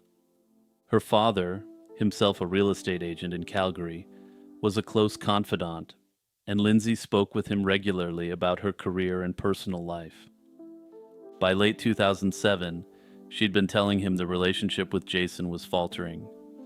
She felt he lacked ambition, and friends knew she was seriously considering a breakup. Despite those doubts, she stayed as the new year began, a decision that indirectly placed her directly in the path of whoever was planning what came next. In late January 2008, Lindsay received a call on her personal cell from a woman claiming to be house hunting with her husband. The caller said her husband had just been transferred to Victoria, that they needed to move quickly, and that their budget was roughly $1 million. She wanted a vacant, move-in ready property with at least 3 bedrooms, 3 bathrooms, and a separate area for a housekeeper. For a young agent still building her client list, it was the kind of opportunity that could define a career. But Lindsay was uneasy from the start, since a number of things simply didn't add up. The woman spoke English with an accent Lindsay described to her father as sounding somewhat Spanish, but not quite right, as though it might be affected to hide her real voice. She also questioned why this wealthy client had reached out to her specifically, a junior agent, using her personal number. The caller claimed a previous client had referred her, but Lindsay wasn't convinced, and she shared her concerns with Jason and her father. Notably, it appears that she didn't name-drop who this client was, another massive red flag. Everyone involved found the inquiry suspicious and felt it was too good to be true. Jason nonetheless encouraged her to keep the appointment because of the commission a $1 million sale would generate, and offered to wait outside in his car during the showing. What neither of them knew was that the phone used to make the call was a prepaid burner, purchased at a Vancouver convenience store weeks earlier under a fictitious name. It had been activated less than 48 hours before Lindsay's slaying, and had only ever been used to contact one person. Lindsay. That Saturday afternoon, Lindsay and Jason went for a late lunch at a restaurant called Sauce, paying their bill around 4:30 before departing separately. Lindsay appears to have gone home to change before the 5:30 showing. Jason drove to an auto detailing shop to pick up a colleague, Cohen Oatman. Security footage from the shop confirmed they left together at approximately 5:30 p.m. The property was at 1702 D'Souza Place in the Saanich suburb of Gordon Head, a small cul-de-sac with just 4 houses. The street was named after developer Joe D'Souza, a friend and business associate of Jason's mother. D'Souza had been on site supervising construction just an hour before the attack, and the area was considered extremely safe. At around 5:30 p.m., witnesses observed a man and woman walking up the cul-de-sac. The man was described as white, roughly 6 feet tall, with dark hair and a light jacket. The woman was described as white, mid-30s to 40s, with short blonde hair and a distinctive dress, black with thick white and red or pink swirls. Witnesses watched Lindsay greet the couple with a formal handshake, suggesting she hadn't met them before. Jason and Oatman arrived at roughly 5:40 p.m. Jason saw what appeared to be figures near the entrance, assumed Lindsay was with her clients, and parked nearby to wait. He texted her asking if she was okay, but she never opened the message. By about 6:05 p.m., growing worried, he approached the front door and found it locked, unusual for a property being shown. He called the cops, then had Oatman climb the backyard fence to access an unlocked rear patio door. Jason ran upstairs and found Lindsay lying on her back in the master bedroom in a pool of blood, her skin already cold to the touch. The autopsy determined Lindsay had been stabbed multiple times. There were no defensive wounds, indicating she'd likely been attacked from behind without warning.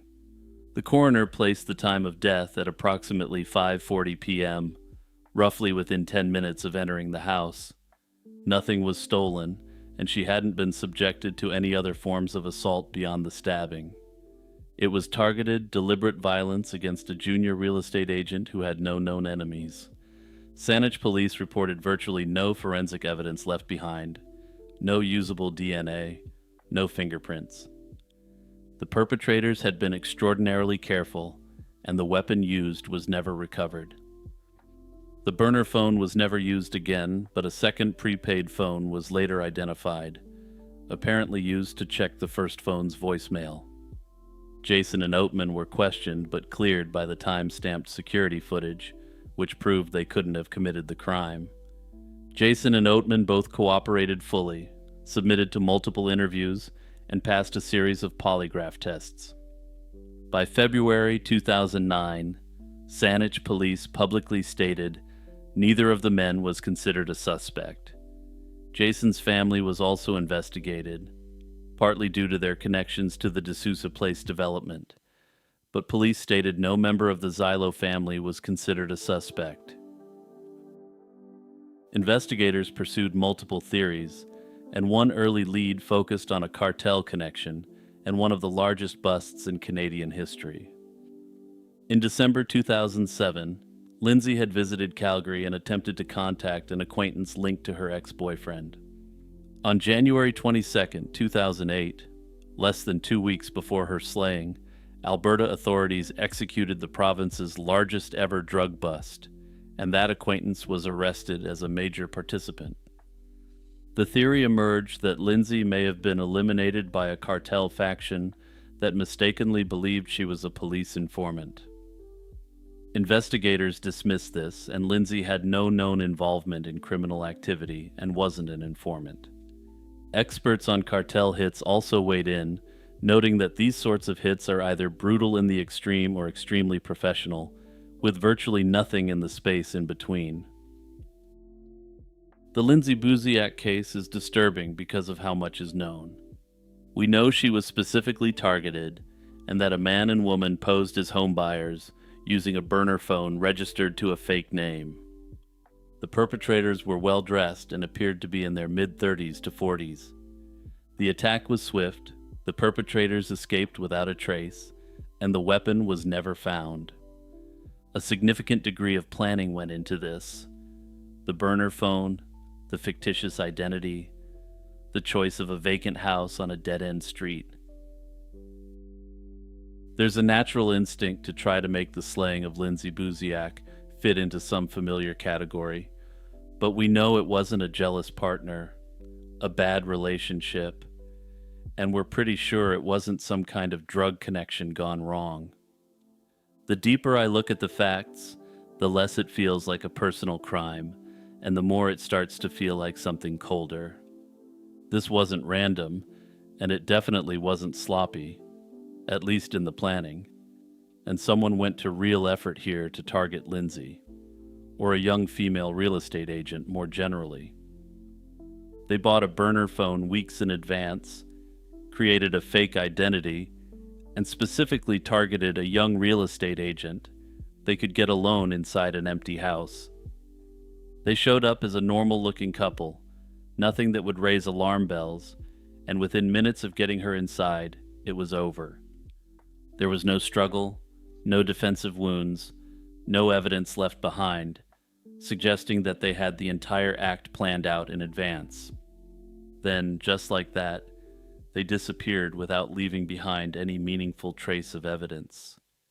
That part is hard to ignore since most people who commit such an act leave something behind, some small piece of evidence to indicate who they are, despite the preparation they took.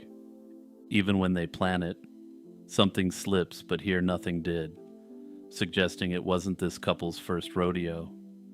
And the fact that there were two of them matters as well, and makes the whole scenario that much more unusual. A man and a woman working together isn't common, but when you do see it, it usually points to something more deliberate. I'm not saying this is definitely the work of a seemingly normal couple that moonlight as serial predators, but it doesn't feel like a one-off either. Notably, I also think it's interesting that they targeted a young real estate agent who essentially couldn't turn down the business. She more or less had no choice but to agree to meet the couple, even though there were red flags, since the payoff could have made her career. In that sense, I don't believe that they targeted Lindsay because they knew her specifically, but because they were looking to target a certain category of person. I theorize that they wanted to find a young female real estate agent who posed no physical threat to the couple if things went off the rails. Another possibility that doesn't get talked about enough is that the attackers perhaps weren't local at all. Absolutely everything about this feels transient, from the burner phone to the fake identity to the quick in and out operation. There were no sightings afterward and no loose threads that could be tugged upon by investigators. It's entirely possible they were just passing through, maybe even from outside North America altogether. If they were experienced and mobile, Canada could have been just one stop on some sort of disturbing world tour. Anyway, unfortunately, given the amount of time that's passed and the fact that there's absolutely no forensic evidence, I suspect this case will forever remain an unsolved mystery.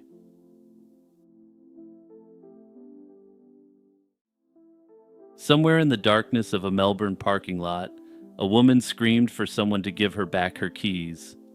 Then she was gone. No body, no suspect, no arrest. The only thing left behind was a clue on the asphalt and a red Honda Civic sitting locked and abandoned under a broken light. That was July 11th, 1990.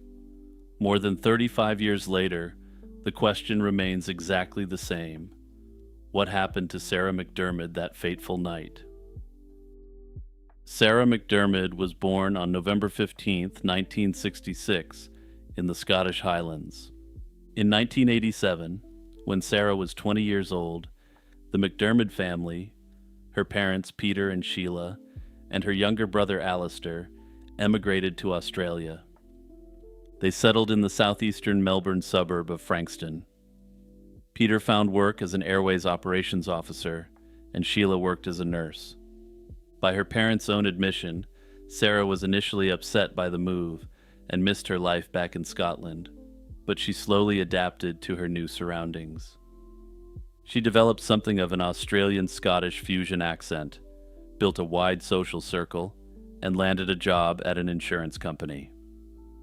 By 1990, at 23, Sarah was firmly establishing her life in a new country.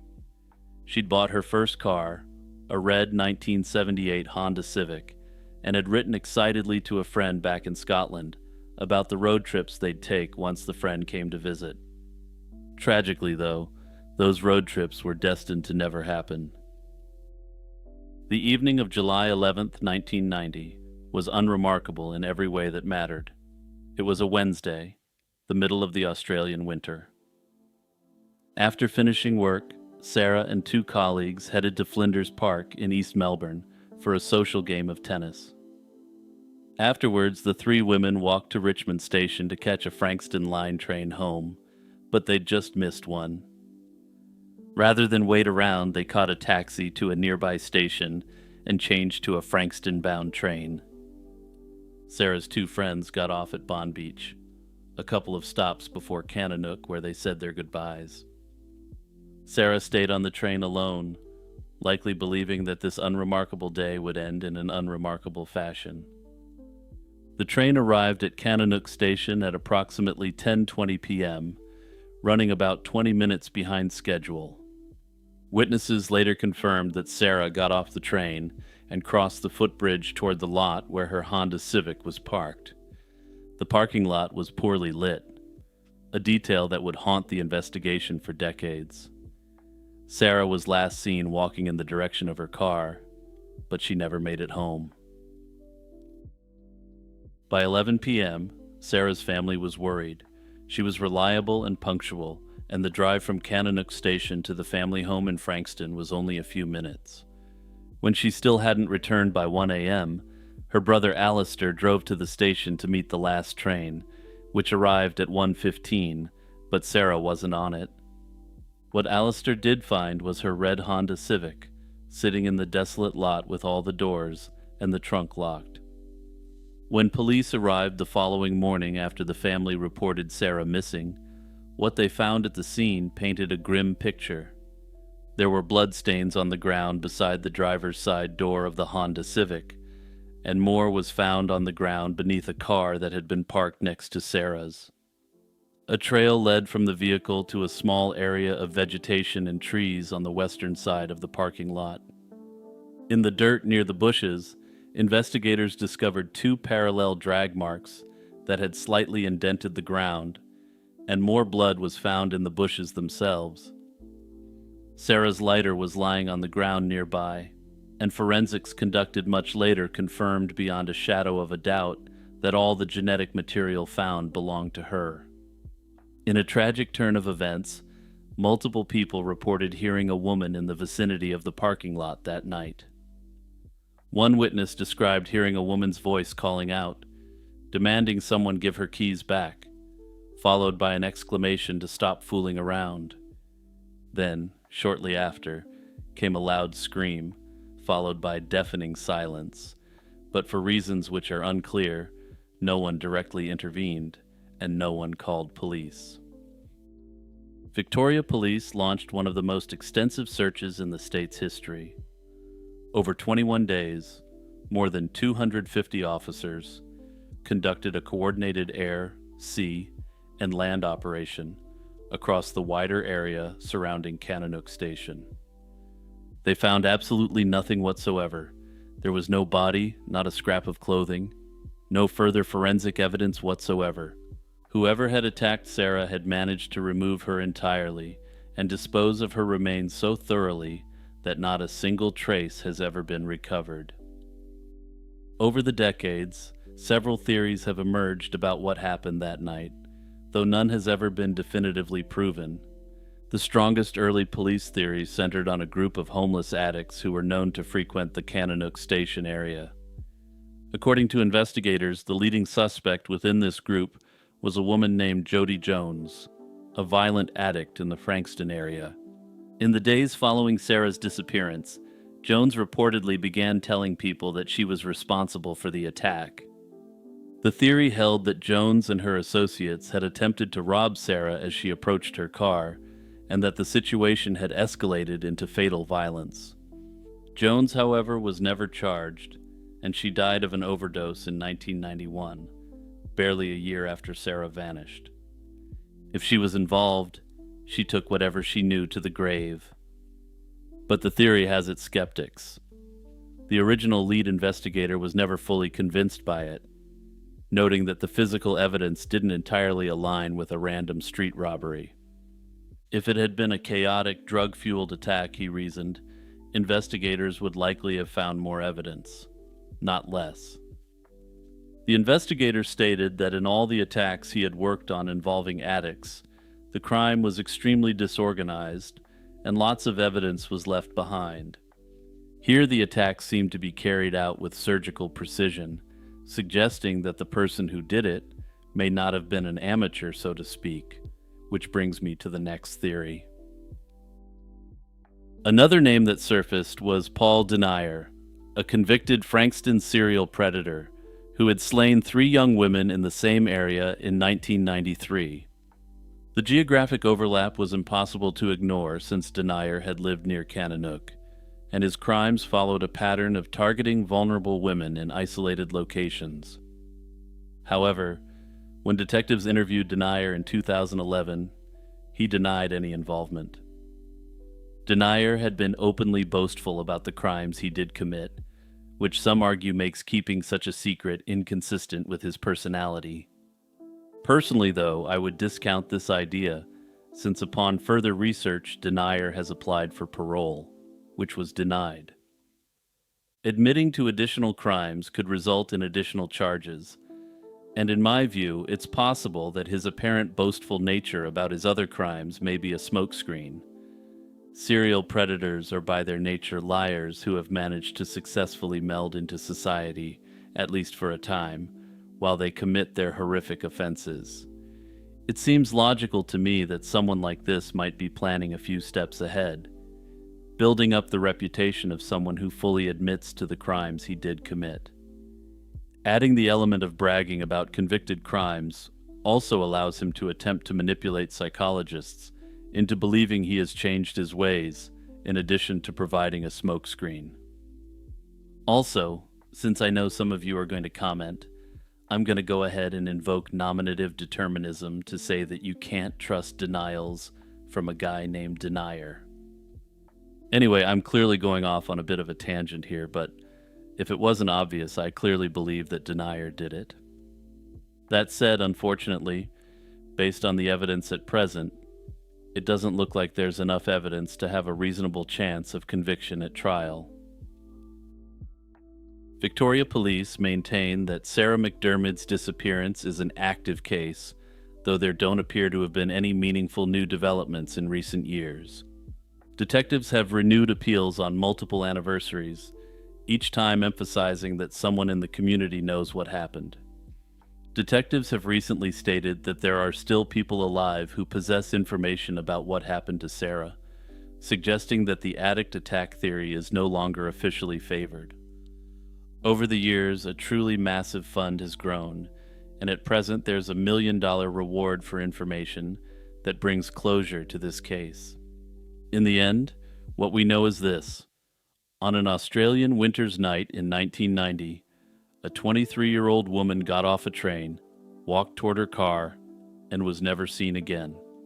Someone took Sarah McDermott, and if investigators are to be believed, someone currently alive knows what happened to her. And her family, worn down by decades of grief and uncertainty, is still waiting for that answer. On the evening of July 16, 1988, a 6'8", 300-pound man walked into a shower stall in a Puerto Rican stadium. He had been asked to step inside for a quick chat about business, but within seconds, 2 screams echoed through the locker room of Juan Ramon Lubriel Stadium in Bayamon. These screams were loud enough that every wrestler in the building heard them. When the first man rushed in, he found Frank Goodish, known to the world as Bruiser Brody, doubled over and clutching his stomach. Standing across from him, still holding a knife, was Jose Gonzalez. The wildest man in professional wrestling had been gutted like an animal, and in the hours and months that followed, nearly everything that could go wrong did. This is the story of how one of wrestling's most electrifying performers was cut down in plain sight, and why, despite that, this is still an unsolved mystery. Frank Goodish was born on June 18, 1946, in Uniontown, Pennsylvania. He grew up outside Detroit, Michigan, where he became an all-state football and basketball player at Warren High School. His athletic gifts earned him a spot at West Texas State University, where he played offensive guard and contributed to winning seasons in 1967 and 1968. After college, Goodish chased a football career with brief stints on various teams, but the NFL dream never meaningfully materialized. He pivoted to sports writing in San Antonio, Texas, covering the world of athletics he'd failed to crack at the highest level. It was a quiet, cerebral life for a man who'd soon become one of the most terrifying figures in professional wrestling. The transition came through Fritz von Erich, the Texas wrestling patriarch, who recognized Goodish's massive frame as raw material for stardom. Fritz trained him and launched his career in the Dallas-Fort Worth territory in the early 1970s. Goodish debuted under the name The Hammer, before settling on the persona that would define his legacy, Bruiser Brody. With wild, tangled hair, a feral beard, fur-covered boots, and a steel chain he'd swing into crowds, Brody was the embodiment of barely controlled chaos. What made Brody unique beyond his wrestling gimmick was his independence from the system that existed at the time. In an era when most wrestlers tied themselves to a single territory and did whatever the local promoter demanded, Brody operated as a freelancer. He traveled the globe and negotiated his own terms, working for multiple different wrestling promotions, including the precursor to the WWE. It was in Japan where Brody reached a level of stardom few foreign wrestlers have ever achieved, becoming a genuine cultural phenomenon, Kenny Omega style. Behind the scenes, though, Brody's refusal to lose matches cleanly and his insistence on protecting his image created friction with promoters everywhere he went. Brody was difficult to work with by design since his value depended on seeming unbeatable, and he wasn't about to let anyone diminish that. Away from the ring, the contrast was striking. His second wife, Barbara Smith, a New Zealander, described a man who was the complete opposite of his wrestling persona. His wife noted that he was a quiet family man who enjoyed intellectual pursuits, a fact that would have surprised most people who didn't know he was a sports journalist at one point. By 1987, Brody was working primarily for the World Wrestling Council in Puerto Rico, a promotion run by Carlos Colon and managed in part by booker Jose Gonzalez. The latter also participated more directly in the melees, and he wrestled as Invader 1. The WWC was notorious for its intense feuds and fans who believed deeply in the reality of what they watched. Brody was a massive draw, feuding with the top figures in the wrestling promotion. But underneath the surface, tensions had been building for over a decade between Brody and Gonzalez, and this wasn't an act by any means. During a match at Nassau Coliseum in New York, Brody had brutalized Gonzalez for real, beating him so severely that a fellow wrestler had to drive him to the hospital. According to multiple accounts, Gonzalez allegedly claimed that after the beating, he would more than get even with Brody one day. By the summer of 1988, the situation had grown even more volatile. Brody was earning enormous money in Japan and had begun exploring the possibility of buying a minority ownership stake in the WWC. According to wrestling insiders, if Brody had gained that ownership position, he'd indicated he would fire Gonzalez. To make matters worse, Gonzalez was dealing with devastating personal grief as his daughter had recently drowned in a swimming pool accident. The combination of a decade-old grudge, a looming power shift, and profound personal anguish created a mixture that was like a spark meeting gasoline. On the evening of July 16th, Brody arrived at the stadium for a scheduled match against a wrestler known as Dan Spivey. Earlier that day, he'd been in good spirits, chatting with a fellow wrestler known as Tony Atlas at their hotel. According to Atlas, Brody had hinted at upcoming changes with the promotion, suggesting that his ownership deal was close to completion.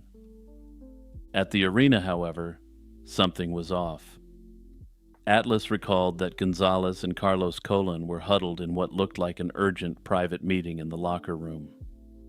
Shortly after, Gonzalez approached Brody and asked him to step into the shower area for a private word.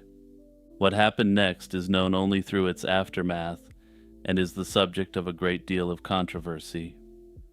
What is known for a fact, though, is that Gonzalez had concealed a knife inside a towel he carried in his right hand.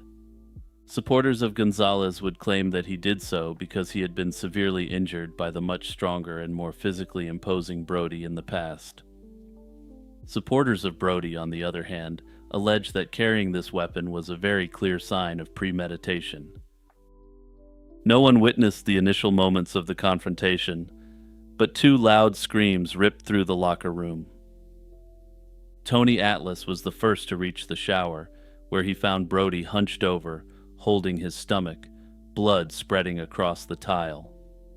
Gonzalez stood nearby with the knife still in his hand, and other wrestlers rushed in and pulled Gonzalez away before he could strike again. The blade had pierced Brody's abdomen and punctured his lung. Air bubbles escaped from the wound, a sign, as the on-site doctor confirmed, that the damage was catastrophic. What followed was a cascade of failures. Due to traffic and the massive crowd at the stadium, it took paramedics between 25 and 40 minutes to reach Brody. When they finally arrived, they couldn't lift him, since he was simply too much of a human fortress for even a group of regular-sized paramedics to handle. Tony Atlas, living up to his ring name, operating on pure adrenaline and grief, physically carried the enormous wrestler up several steps and loaded him into the ambulance himself. He rode alongside Brody to a hospital in San Juan, providing comfort to him in what would ultimately be his last day on Earth. Meanwhile, back at the stadium, Gonzalez calmly emerged from the shower area, grabbed his car keys, and drove home.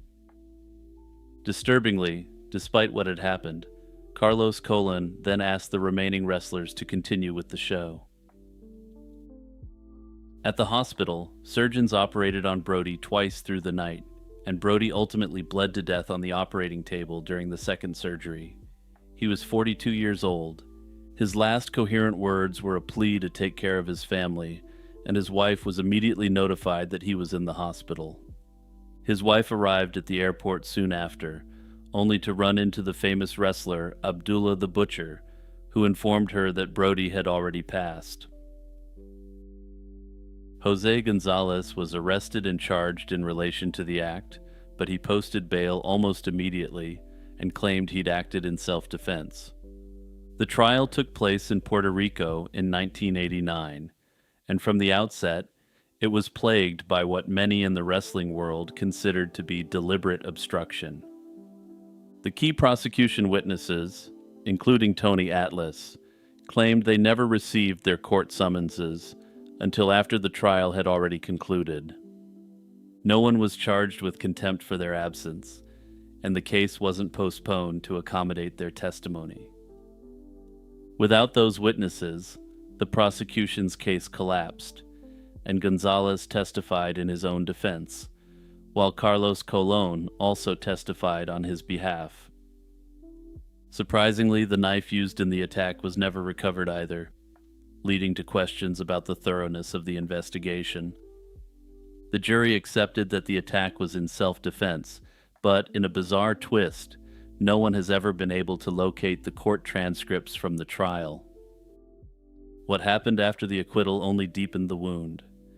Gonzalez returned to wrestling in Puerto Rico almost immediately. The The WWC even gave him a new push, repackaging him as a heroic character with prominent television time. The Wrestling Observer newsletter, run by the legendary Dave Meltzer, named it the most disgusting promotional tactic of 1989.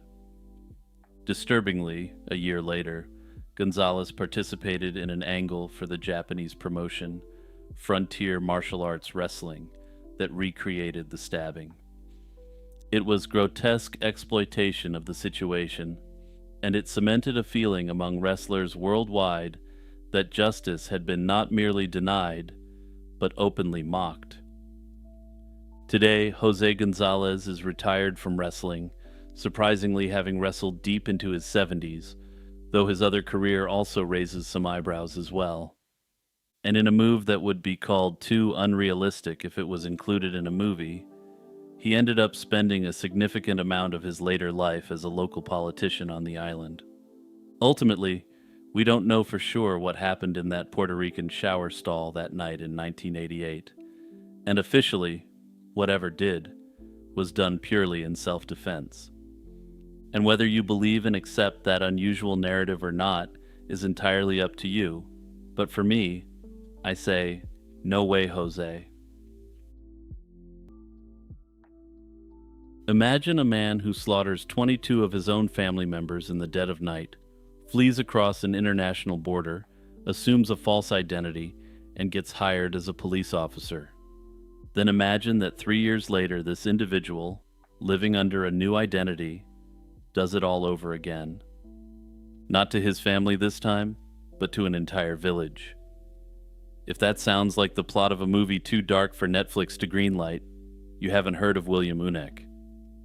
Between 1954 and 1957, this Ugandan-born man carried out 2 separate spree killings across 2 different countries in colonial East Africa, leaving at least 58 people dead. William Unek wasn't his birth name.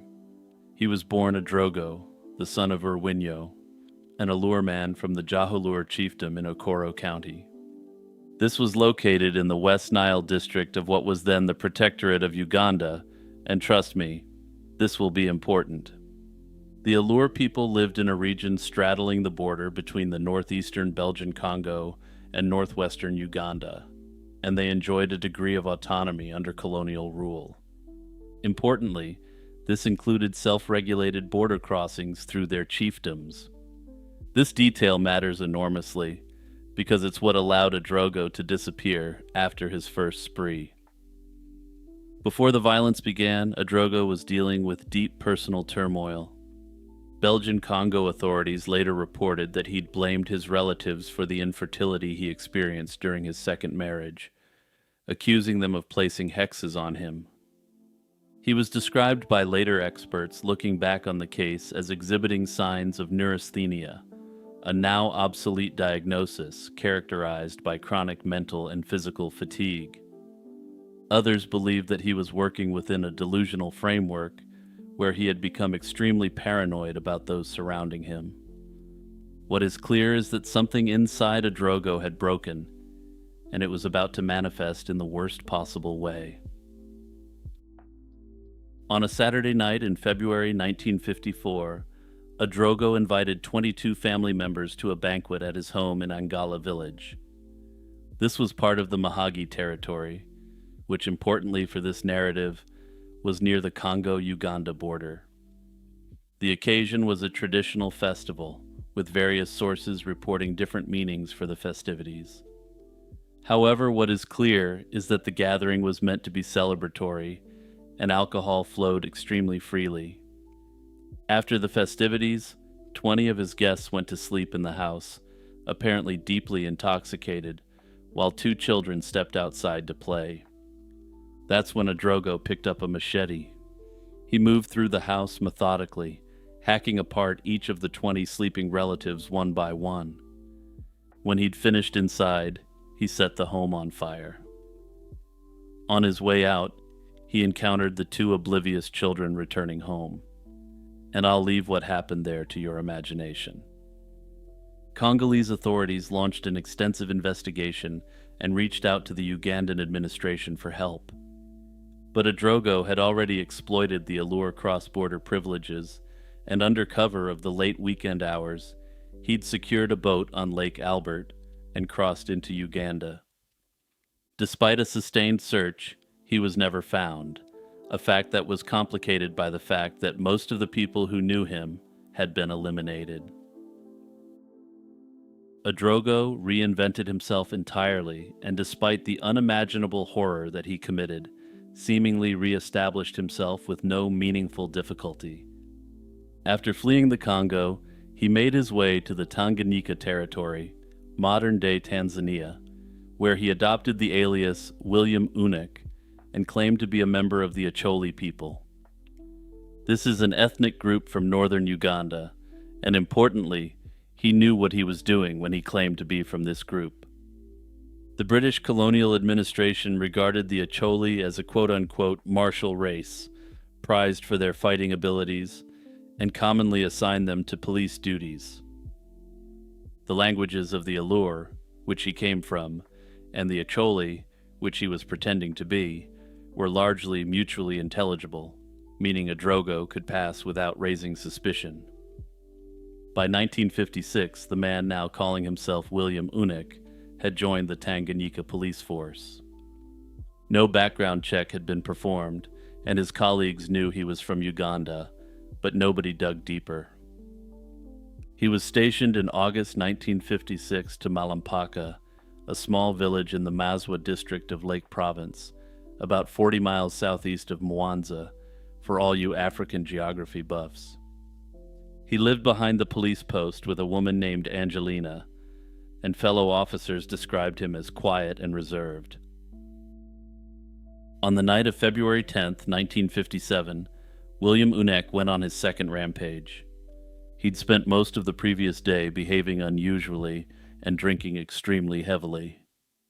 Just after midnight, he arrived at the Malampaka police post and approached two superior officers, Sergeant Clement and Corporal Opio, with a fabricated story about needing their help. According to Unek, they had to arrest a man who was smuggling diamonds through the region. The three set out in single file, with Clement at the front and Unek strategically positioned at the rear of the group. During the walk, Unek struck Opio in the back of the head, likely with an axe handle, knocking him unconscious, the opening blow of the second rampage. When Opio regained consciousness about 15 minutes later, both Clement and Unek were gone. Ultimately, it remains unclear why Opio was just knocked out, but given what would happen to Sergeant Clement, he'd evidently never have an answer to this question. Opio staggered back to the post to rally other officers and soon heard shots near the Malampaka railway station. There, they found two dead men, the assistant station master, and an Indian laborer who had been brought to the colony by the British. Sergeant Clement's body was discovered shortly afterward in a hedge about a quarter of a mile from the police post. He had been struck repeatedly with the sharp edge of an axe, raising questions about why Opio was spared. Unek had then used the axe to break into the police armory, stealing 6 rifles and numerous rounds of ammunition. What followed was a 12-hour nightmare. William moved through Malampaka and the surrounding area, shooting, hacking, burning, and strangling anyone he encountered. Tragically, he cut down Corporal Opio's wife and 3 children at their home, suggesting that he may have believed that he had struck Opio with enough force to finish him off. He set fire to the hut he'd shared with Angelina, and inside investigators later recovered the burned bodies of 2 women, one of whom was believed to be Angelina herself. Once in the village, he appeared to shoot anyone who crossed his path, most at close range. He shot employees at a local business, burned down additional huts, and at one point changed out of his police uniform into clothes stolen from a victim before fleeing into the bush. By the time the massacre had stopped, the toll was staggering. The final body count from the Malampaka spree stood at 36 dead and approximately 30 wounded, with some of them succumbing to their injuries in the months and years later. The search for this rampaging fugitive quickly became the largest manhunt in East African history up to that time. For 9 days, bush and swamp areas covering several hundred square miles were combed by a force that eventually swelled to 4,000 people. Initially, 3,000 tribesmen were recruited to join up with 200 Tanganyika police officers to hunt the fugitive cop. A British spotter plane was deployed on the second day, and by February 15th, military assistance was formally invoked when no signs of UNEC emerged.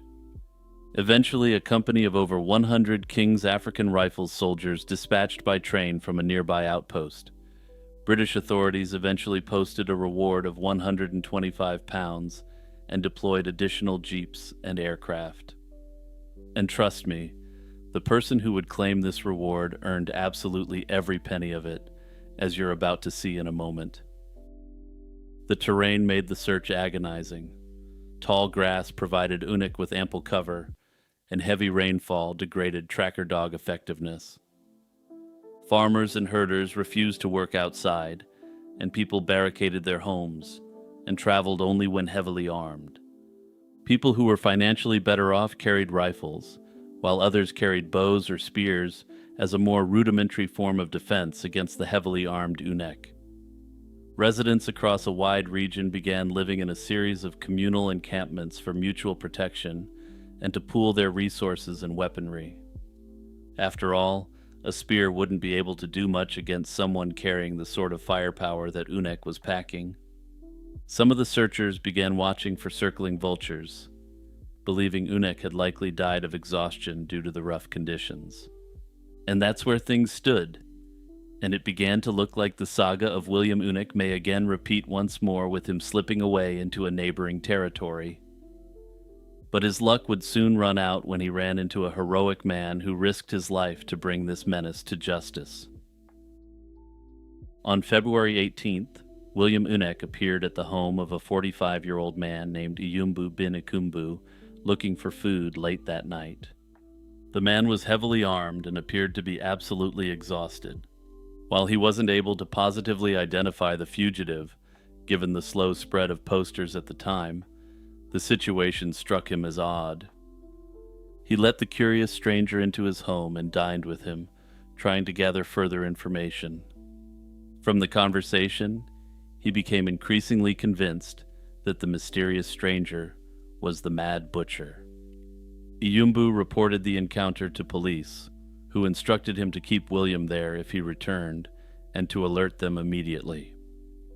Sure enough, UNEC came back the next night at around 1 a.m, still armed to the teeth.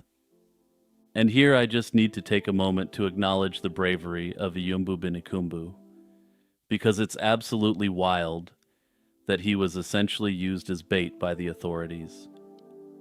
Personally, I'd like to say that I would have attempted to take down William UNEC, or insist that the authorities send a contingent of guards to the house, but I'm going to be honest here.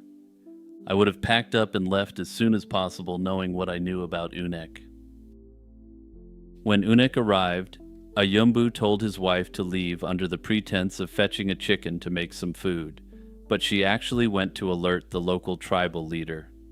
Meanwhile, Iyumbu sat with the man who'd terrorized the entire region, feeding him and making conversation for nearly 2 hours to keep him in place. Shortly after 2 a.m, a colonial police company arrived, led by a British officer. Tribal soldiers had already surrounded the house in the meantime, and police ordered William to surrender, threatening to bomb the building, but he refused to respond. A British officer threw a tear gas canister at the doorway, which bounced off and detonated outside. He then approached the house and slid a smoke bomb through an opening between the roof and wall, all while Iyumbu was kept hostage inside. The house caught fire, and William UNEC came running out toward the officers. He was ordered to stop, and when he didn't, a colonial officer shot him once in the abdomen. During questioning, UNEC provided some insight into the attack and told investigators he'd suspected Sergeant Clement of having an affair with Angelina. He claimed the other victims were cruelly cut down because they were quote-unquote spying on him. While some have noted that this may indicate paranoia, others have pointed out that this may have simply meant that he simply attacked anyone who could report his whereabouts. Given the circumstances, while this is obviously completely deranged, it's potentially not paranoid, given that he was the most wanted man on the entire continent at that point.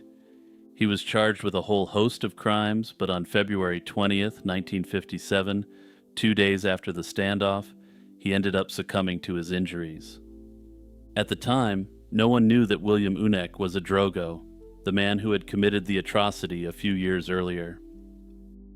It wasn't until late March 1957 that William Unek was definitively linked to the previous massacre. Only 1 day prior to the second massacre, William Unek, as a Drogo, had sent a postcard to one of his old friends. The letter included a photograph which showed a Drogo in his police uniform, and he was identified by the authorities as being William Unek. The announcement was made public on March 28th, and newspapers around the world declared William Unek one of the deadliest criminals in history. Iyumbu Binikumbu, the man who'd risked his life to stall William Unek, received the 125-pound reward in March 1957, but there was more in store for him. That October, he was awarded the British Empire Medal by Governor Edward Twining for his extraordinary bravery. And yes, for anyone out there who is familiar with tea, yes, he's from that Twining family. But I digress. What makes the William Unek case truly haunting isn't just the body count. It's the fact that the entire second massacre was preventable. One of the worst criminals in history walked across international borders, fabricated an identity, joined a police force with zero vetting, and was handed a weapon and a uniform. The colonial systems of 1950s East Africa were vast in territorial ambition, but dangerously thin in any actual administrative capacity. There was no database and no communication infrastructure capable of flagging a fugitive who simply changed his name. Another haunting element is the senselessness of it all, and we will never truly know the motivations of William Unek and why he committed these disturbing acts against innocent people.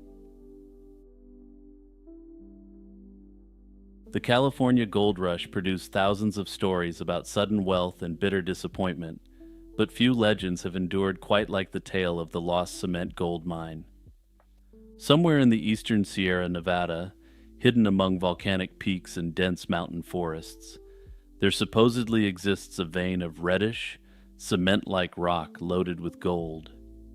It's a story that dates back to 1857, one that drove prospectors to madness, inspired Mark Twain to write about it, and continues to lure treasure hunters into the wilderness today.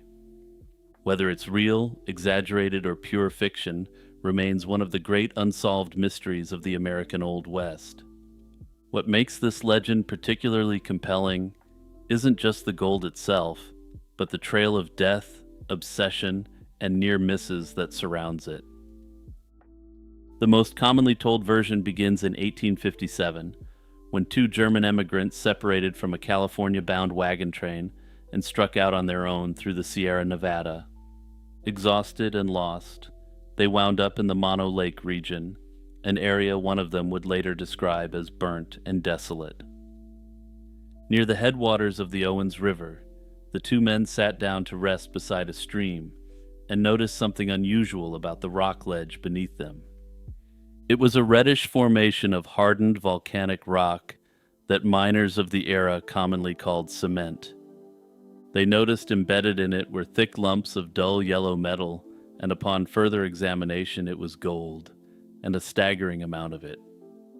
One man was skeptical and laughed off the discovery. The other hammered out roughly 10 pounds of ore, drew a crude map, and the two continued westward. What happened next varies by source. In one account, the skeptic died along the way, and the believer stumbled into a local settlement, gravely ill. In Mark Twain's version from his 1872 book, Roughing It, The discoverers were three German brothers, and two perished during the trek. What remains consistent is that a single survivor reached civilization, carrying fragments of ore so rich they set the mining world on fire. But here's the thing: the surviving prospector was too ill to ever return, and what happens next is where the story veers heavily into Old West myth and legend. In most versions, the remaining man contracted an illness, usually tuberculosis, and could barely function, let alone mount an expedition back into the mountains. To pay a physician, named as Dr. Randall, for his medical care, the man handed over his remaining ore samples, the hand-drawn map, and a detailed description of the area. With that exchange, the legend shifted from a tale of discovery to one of obsession. Randall arrived at Old Monteville in the spring of 1861 with a group of men and began prospecting on a quarter section of land called Pumice Flat, roughly 8 miles north of Mammoth Canyon. His assistant, Gideon F. Whitman, another figure of dubious historicity, became the legend's most tragic figure. After Randall's search came up empty, Whitman took the map and dedicated his life to finding the vein. He searched for over a decade, enduring hunger, poverty, and sickness. Twain, living in the Nevada Territory at the time, witnessed this firsthand, though whether Whitman was a real person or a literary composite of multiple figures is debated.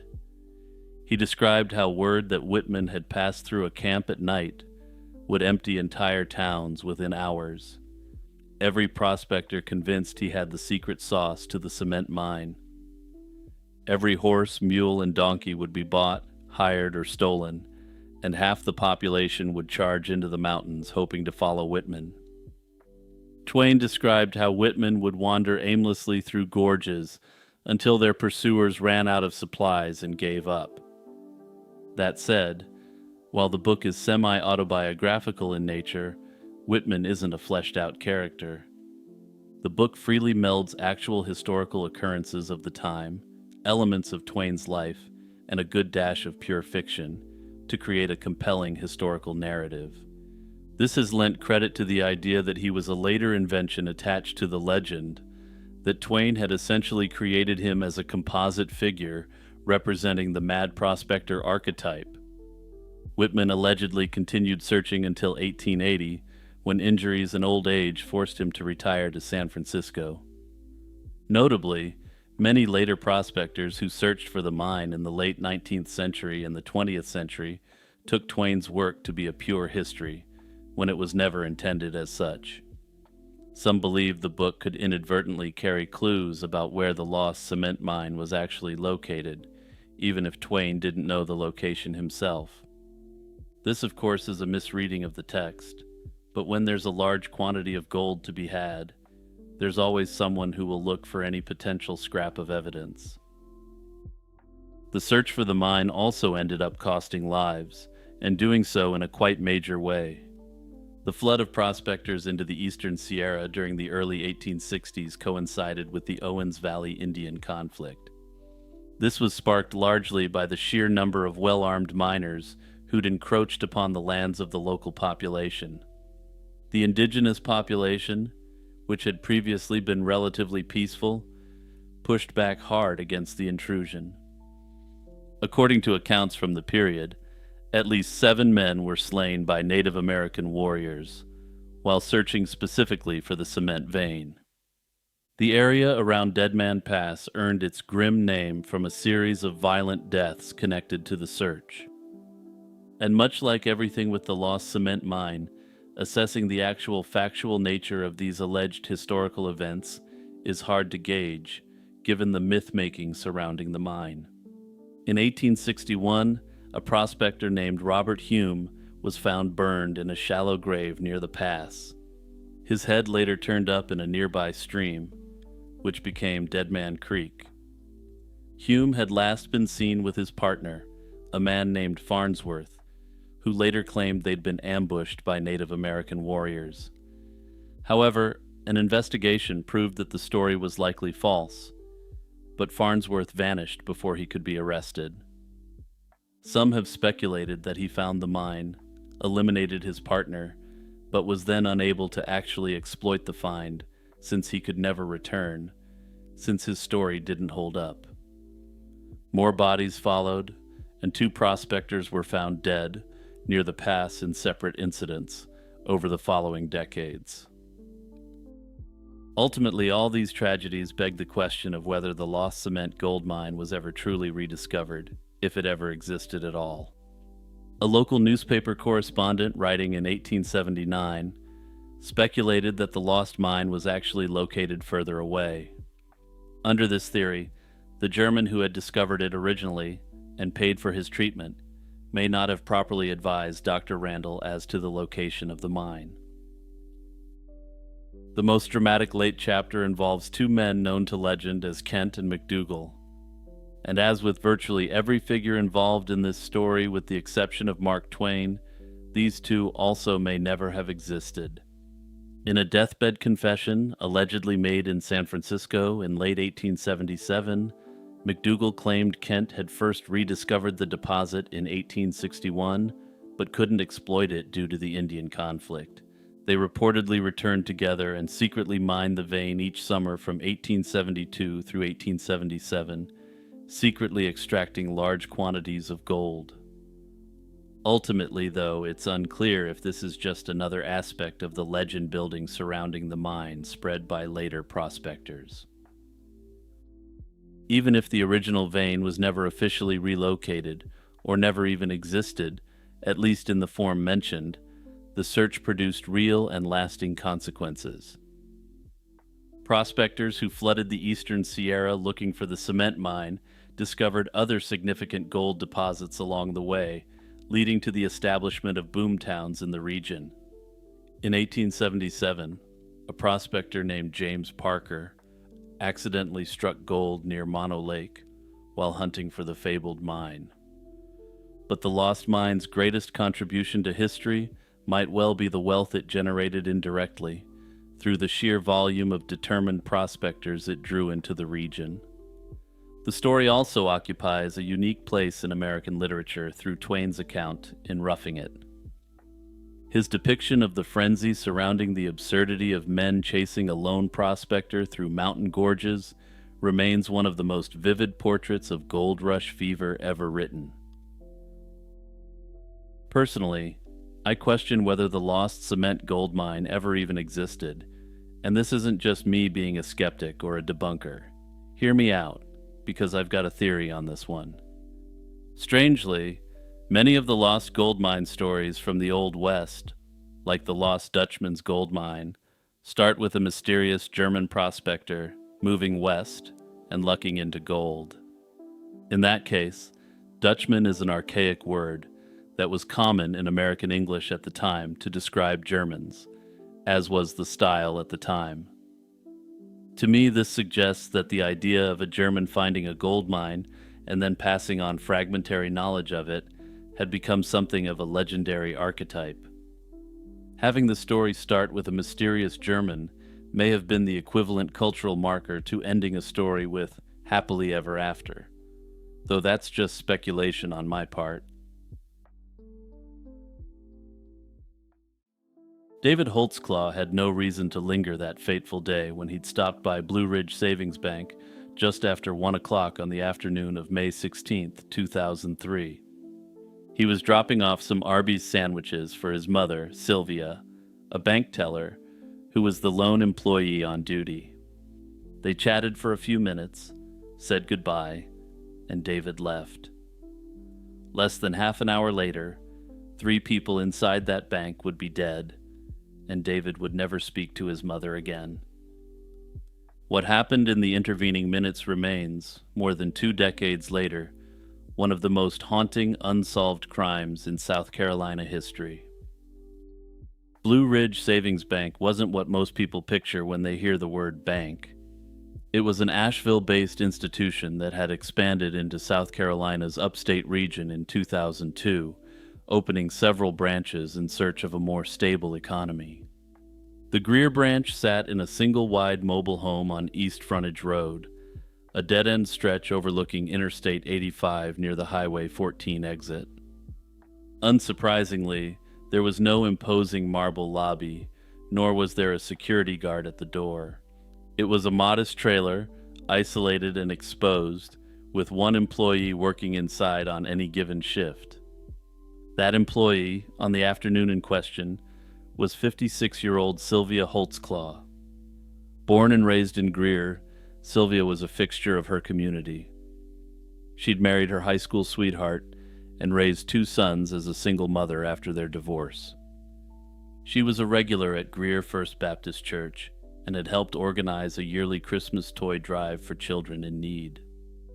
Sylvia was exactly the kind of person who'd stay late when a coworker called in sick, which is precisely what happened that fateful Friday. She was supposed to be done by lunchtime, but her backup couldn't make it in, and Sylvia agreed to cover the full shift alone. The timeline that investigators later assembled is chillingly precise. At approximately 1 p.m., David Holtzclaw arrived at the bank with lunch and spent a few minutes with his mother. He left around 1:10. At 1:24 p.m., a surveillance camera at a gas station down the road captured a red coupe, later identified as most likely an Oldsmobile Alero, driving toward the bank. 4 minutes later, at roughly 1:28, a man armed with a Glock entered and confronted Sylvia at gunpoint. Seconds into this confrontation, the situation escalated in the worst possible way. Dr. James Barnes, a 61-year-old physics professor at the University of South Carolina, Spartanburg, walked into the bank with his wife, Margaret Barnes, aged 58. The couple, married for 38 years since meeting as college sweethearts at King University, had come to do a routine money transfer. Dr. Barnes was nearing retirement after 28 years at the university, where he'd served twice as interim dean. Maggie worked as a convention coordinator for the National Beta Club, an academic honor society. Unfortunately for this couple, they walked straight into an armed robbery in progress. The robber now had 3 hostages. At 1:30 p.m., Sylvia managed to trip the bank's silent alarm, a mechanism built into the cash drawer designed to alert police. What happened in the minutes between the alarm and police arrival is where the case becomes deeply disturbing and frustratingly mysterious.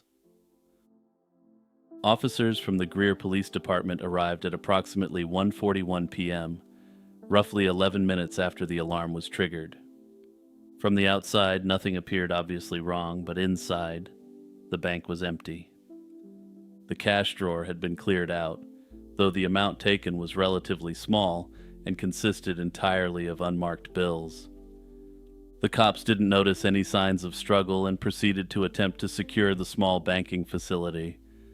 As officers moved down the back hallway, they entered a utility room and found all 3 victims: Sylvia Holtzclaw, Dr. James Barnes, and Maggie Barnes. Tragically, they had all been shot to death with a .40 caliber Glock. Perhaps most disturbingly of all, there was no sign of a struggle, and they appeared to have been herded into the back room, where this senseless act of cruelty took place. The gas station camera that captured the red car heading toward the bank at 1:24 p.m. also recorded it speeding away at approximately 1:33 p.m. The entire crime, from entry to exit, had unfolded in roughly 9 minutes. Adding to the investigative nightmare, the bank's own VHS security tape, which should have recorded everything inside, was missing. Further investigation would reveal that the robber took the tape, with some speculating that he had ordered Holtzclaw to remove it before eliminating the witnesses. The investigation that followed was massive.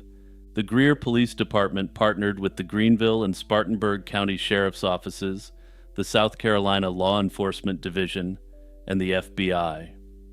Over the years, investigators followed up on more than 2,000 tips, and the Bureau offered a $100,000 reward.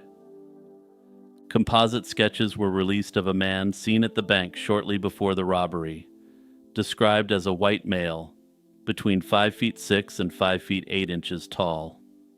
He was described as moderately obese, between 50 and 55 years old, with short blonde hair showing touches of gray and a general clean-cut appearance.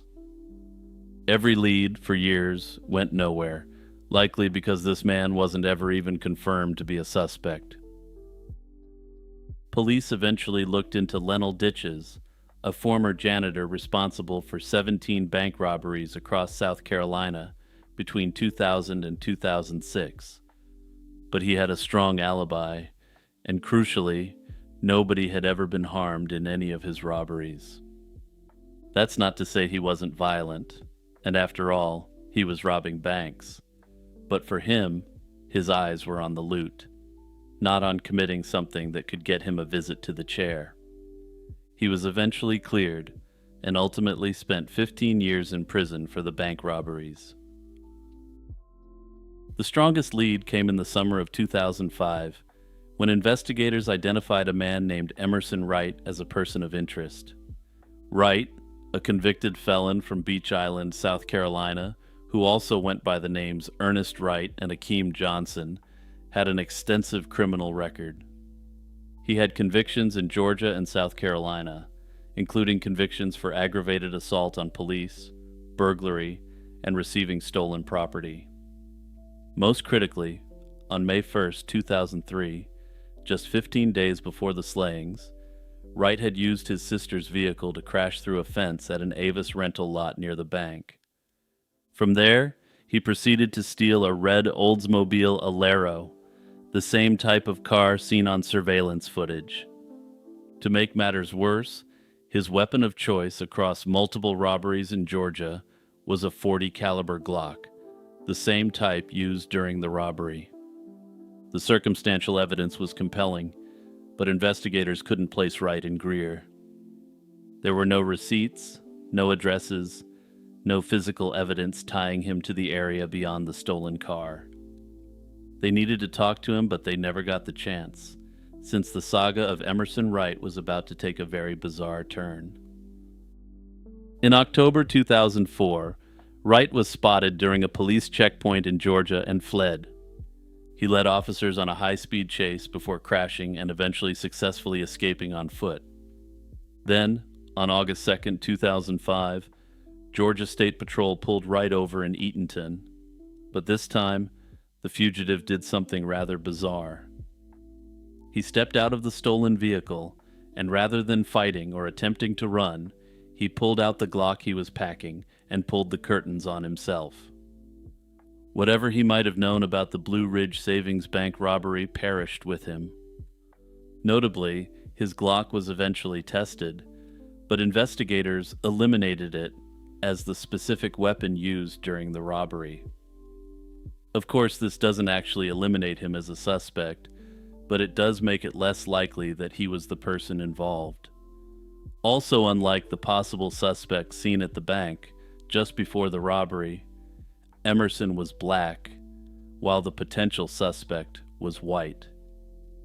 Investigators now generally believe that Emerson wasn't involved in the crime, though his disturbing final act suggests to some that he may have been. In November 2016, the case took a strange and unexpected new turn involving a serial predator. Todd Kohlhepp, a successful real estate agent from Moore, South Carolina, was arrested after police rescued a woman named Kayla Brown. She'd been chained inside a shipping container on his property for 2 months. Under interrogation, the police ended up getting more than they bargained for.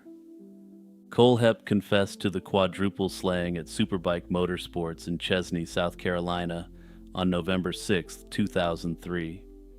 This shooting had occurred less than 6 months after the Blue Ridge robbery, and it was only 30 miles away.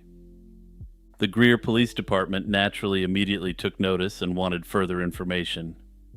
There were unsettling similarities between the two crimes, starting with the fact that both involved execution-style shots at somewhat isolated commercial locations.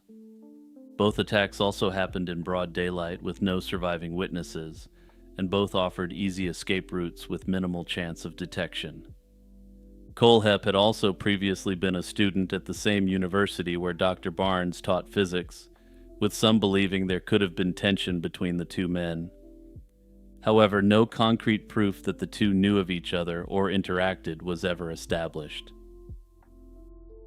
When he was questioned about Blue Ridge, he denied any responsibility for what happened, despite claiming responsibility for 7 confirmed slayings over the course of decades. Personally, I think he looks a lot like the forensic sketch that was released, and Kohlhepp is also noticeably obese, much like the potential suspect. However, on the flip side, he was in his early 30s at the time of the attack, far outside the range for the middle-aged man the suspect was described as. Notably, in 2011, someone attempted to rob the Greer branch a second time, unsuccessfully.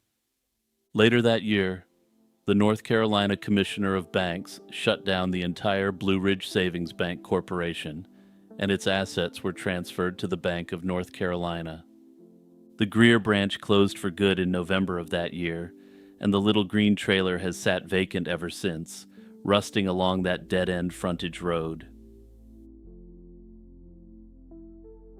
On October 9, 1979, a Harvard-educated attorney from one of San Diego's wealthiest enclaves was supposed to walk through the doors of a federal prison. Instead, Walter Wenck walked off the face of the earth. He left behind a wife of 30 years, 2 grown children, a tangled empire of looted companies, and a federal conviction for fraud. No confirmed sighting, no arrest, no body, just a blurry photograph on a U.S. Marshals wanted poster and a trail that goes cold somewhere south of the border. It's the longest-running fugitive case in San Diego history, and the man at its center may have pulled off the most successful vanishing act in American white-collar crime. Wenck was born on March 30, 1924. He attended Harvard Law School, spoke multiple languages, and reportedly had some background in intelligence work, though the specifics remain murky. By the 1960s, he'd established himself as a prominent attorney in San Diego, even running as a Democratic candidate for Congress in 1960. He lost that race, but his appetite for influence didn't shrink, not in the least. By the early 1970s, Wenck had shifted his attention to finance, and it was here that his genius for manipulation found its fullest expression. He'd acquire controlling interests in publicly owned companies that were struggling or had minimal real assets. He chose such stellar companies like Time Lenders Inc., Sunfruit Limited, and Santa Fe Financial Corporation to become vehicles for his complex scheme. Once he had control, he'd sell stock in these entities while siphoning off their assets, funneling money through a labyrinth of trusts and corporate shells for his personal benefit. The Securities and Exchange Commission caught on in 1976, and there would be major consequences for this once well-respected lawyer. They filed a massive civil action against Wenck, his wife Catherine, several associates, and more than 25 corporate and trust entities he controlled. The SEC alleged that Wenck had been systematically looting publicly owned companies in violation of federal securities laws. The fraud was enormous, touching investors across the country who'd bought stock in companies being hollowed out from the inside. What made the case more brazen was Wenck's attempt to outmaneuver the federal courts. Before the SEC filed its complaint, he'd petitioned a Nevada court to place Sunfruit, one of the companies he was hollowing out, into receivership. Because Nevada law didn't require a disinterested receiver, Wenck got himself appointed as the receiver of his own company. The Ninth Circuit later found that the state receivership was nothing more than a continuation of the fraud itself, a legal cloak thrown over his ongoing looting. The federal court stripped away that protection, appointed their own receiver, and permanently barred Wenck from securities activity. In April 1978, a federal jury convicted Wenck of mail fraud. He was sentenced to 5 years in prison. His appeals were denied, and by October 1979, he'd exhausted his legal options. The court ordered him to surrender on October 9th, believing that he would ultimately simply show up to serve his sentence. But he never showed up, and on the very day he was supposed to surrender, Wenck vanished from his home in Rancho Santa Fe. He left behind his family and everything that tied him to his former life. The disappearance was clean, deliberate, and well planned. Investigators learned he'd traveled extensively before his conviction, visiting the Bahamas, Mexico, Europe, and South America. He was almost certainly laying the groundwork for exactly this scenario if his appeals failed. The assistant U.S. attorney who prosecuted the case, Tom Coffin, remembered Wenck as exceptionally intelligent but also arrogant and rude. It was a combination that alienated the jury during his legal proceedings, but served him well on the run. Coffin, himself a Harvard Law graduate who owned a dachshund with the same name as Wenck's, found the disappearance almost personally insulting. Investigators suspected Wenck ended up in China, leveraging language skills and intelligence connections to vanish where extradition was impossible. A number of American intelligence agencies eventually had to publicly deny involvement. And of course, as you know, having three-letter agencies come out and publicly say that they weren't involved in something definitely means he wasn't an intelligence asset. After all, there's no one who I would sooner take at their word than representatives of organizations who explicitly deal in deception. Over the decades, the hunt for Wenck ebbed and flowed but never stopped. In February 1989, Unsolved Mysteries aired a segment on his case, generating roughly 120 tips. None led anywhere. In 1991, federal agents launched a major push, interviewing relatives and former associates across the country, but there was still nothing. Sightings were reported from the Caribbean to Mexico to Europe to various parts of Asia. While in most cases this may have indicated a number of false sightings, with Wenck and his shadowy intelligence connections and endless hoard of wealth, these may have been real. The most recent credible lead came in 2011, when U.S. Marshals followed a tip to Taxco, a silver mining town in the Mexican state of Guerrero. The fugitive wasn't there, though there was some indication to suggest that he had been there at one time in the past. Ultimately, though, that's where the trail ends, and no more sightings have been reported in the years since. Meanwhile, the financial wreckage took over 2 decades to sort through. One single attorney, Alex Harper, spent the better part of his career unraveling the case's tangled aftermath, tracing looted assets, and pursuing disgorgement proceedings through the courts.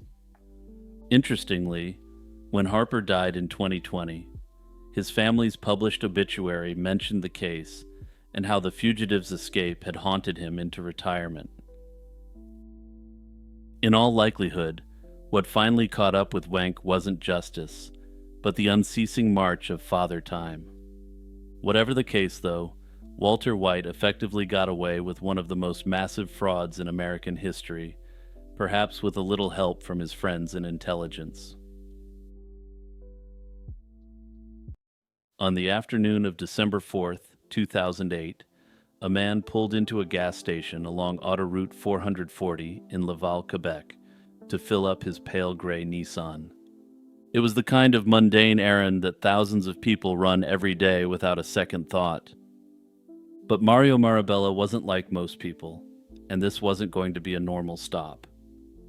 Within moments, 3 or 4 men descended on him, forced him into a waiting minivan, and sped off into the cold December afternoon. That evening, Marabella's Nissan was found engulfed in flames at Guam Boulevard and Lambert Street in East End, Montreal. By the time it was found, it was virtually completely destroyed, along with any evidence it may have held. Mario Marabella, known to the mafia underworld as Skinny, was never seen again. His disappearance didn't make international headlines, and for anyone outside Montreal's underworld, the name barely registered. But within organized crime circles in Quebec, his abduction sent a very specific message, one that reverberated for years, triggering retaliatory violence that would leave multiple men dead. Marabella inhabited a world of loan sharks, drug traffickers, and the most powerful mafia family in Canadian history. The Marabella name carried a strange duality in Montreal. On one side, there was Tony Marabella, born in the early 1970s in the borough of St. Leonard. Tony was a baseball prospect and a legitimate one at that. He signed with the Montreal Expos as an undrafted free agent at 16 and spent 8 professional seasons grinding through the minors. Along the way, he suffered a bizarre health scare during batting practice, collapsing with sudden amnesia that landed him on a 1996 episode of Unsolved Mysteries. Despite that brush with fame, Tony never cracked the majors, topping out at Double-A Harrisburg before drifting into independent ball and then retiring. Mario, on the other hand, took a very different route, and he became deeply entangled in the criminal underworld of Montreal's Italian community. He accumulated convictions for loan sharking, extortion, and breaking probation. In 1992, he and Giuseppe DeVito robbed a liquor truck, an escapade that earned Marabella a guilty plea for possessing stolen goods and a 90-day sentence. By the mid-2000s, he was also reportedly involved in trafficking massive quantities of weed as well. None of this was small-time freelancing. Mario Marabella was a soldier, a recognized member of the Rizzuto crime family, the most powerful organized crime syndicate in Canada. To understand why Marabella's kidnapping mattered, we need to grasp the state of the Rizzuto organization in late 2008.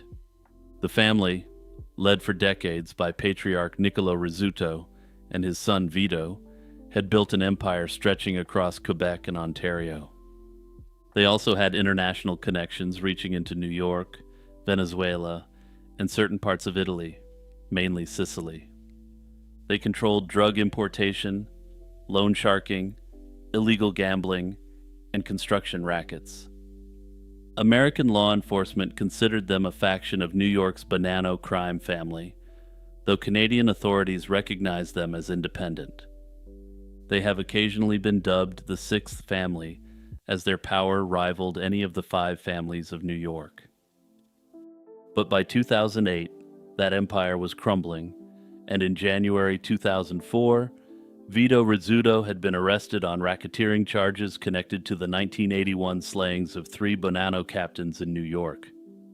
After years fighting extradition, he was sent to the United States in 2006 and ultimately sentenced to 10 years. With the boss in an American prison, the family's grip on the underworld began to weaken. Then came Operation Colisée. In November 2006, more than 700 police officers executed the largest organized crime sweep in Canadian history.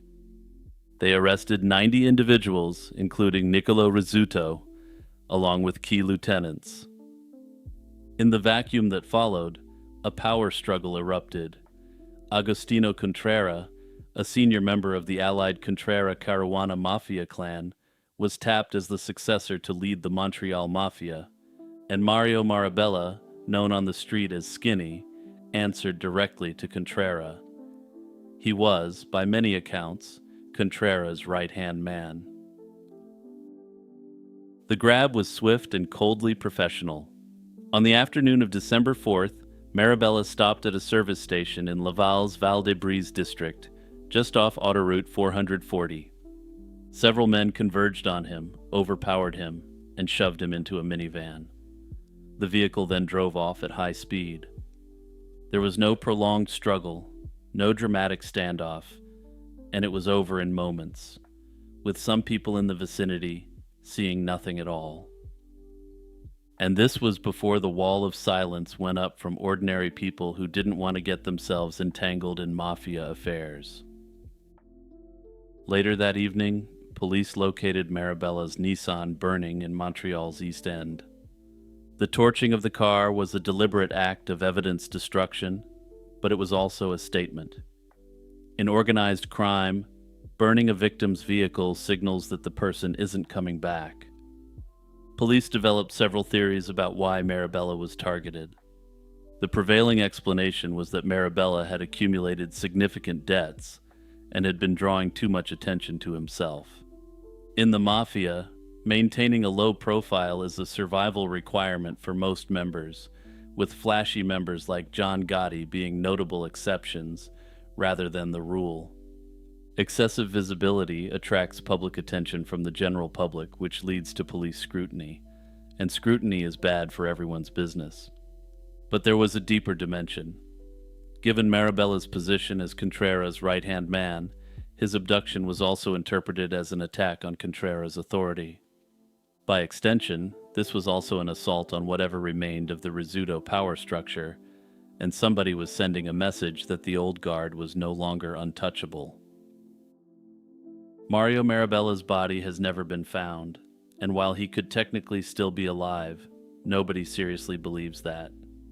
Quebec's cold case unit lists him as almost certainly deceased, and investigators have long assumed that he was eliminated shortly after being taken.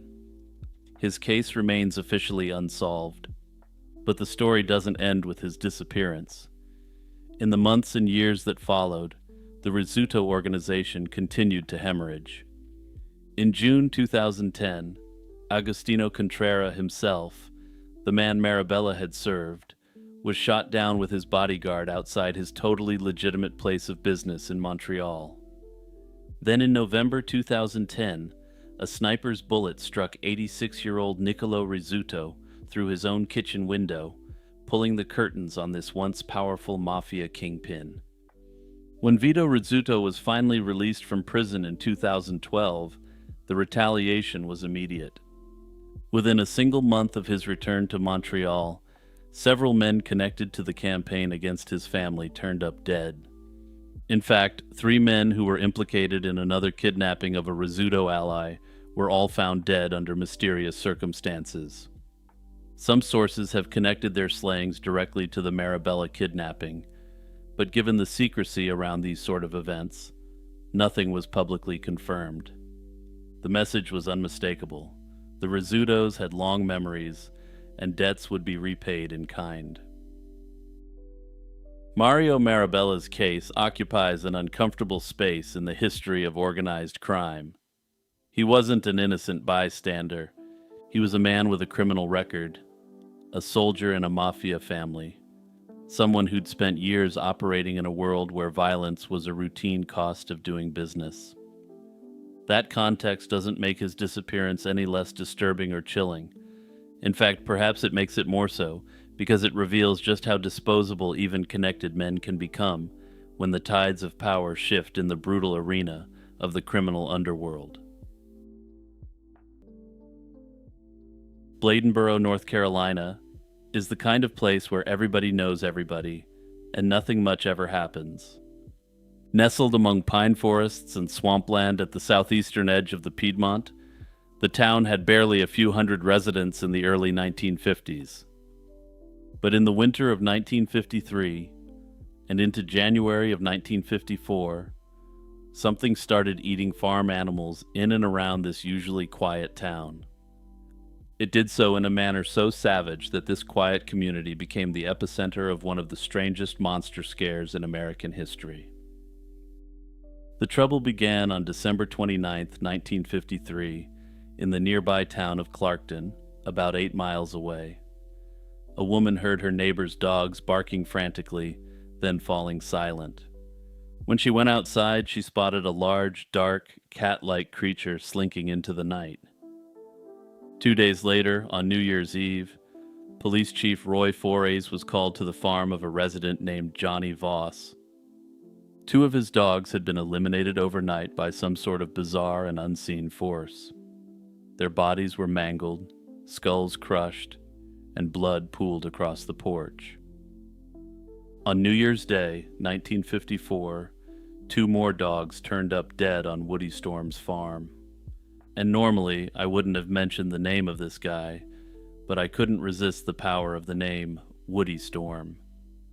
The two dogs' bodies showed the same hallmarks as previously, and there was a near total absence of blood.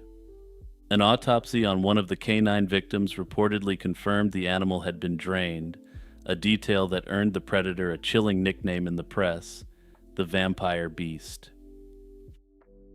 Eyewitness descriptions varied but painted a broadly consistent picture. Most people described something feline, dark in color, with a long tail and a face resembling a panther. Estimates placed it at 4 to 5 feet long and about 20 inches high, weighing between 80 and 150 pounds. A few witnesses claimed they'd seen a smaller animal, or a group of them, traveling alongside it, suggesting this creature was feeding its offspring. Multiple residents described hearing a cry that sounded like a woman screaming, a noise that made even hunting dogs cower. Then just like that, the beast apparently turned its attention toward a person. On the evening of January 5th, 1954, a 21-year-old mother named Mrs. Kinlaw was outside her home a few miles from town. She heard dogs whimpering and went to her porch. There, she saw a large cat-like creature moving toward her, and she screamed and bolted inside. Her husband grabbed his shotgun and rushed out, but the animal had vanished, leaving only large paw prints in the dirt.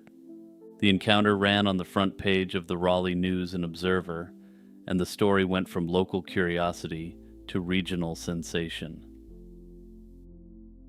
The coverage ignited a frenzy, and hunters from across the Carolinas and as far as Tennessee descended on Bladenboro. Professional trackers from Wilmington brought trained hound dogs. Fraternity brothers from UNC Chapel Hill showed up armed and looking for a trophy for their frat house.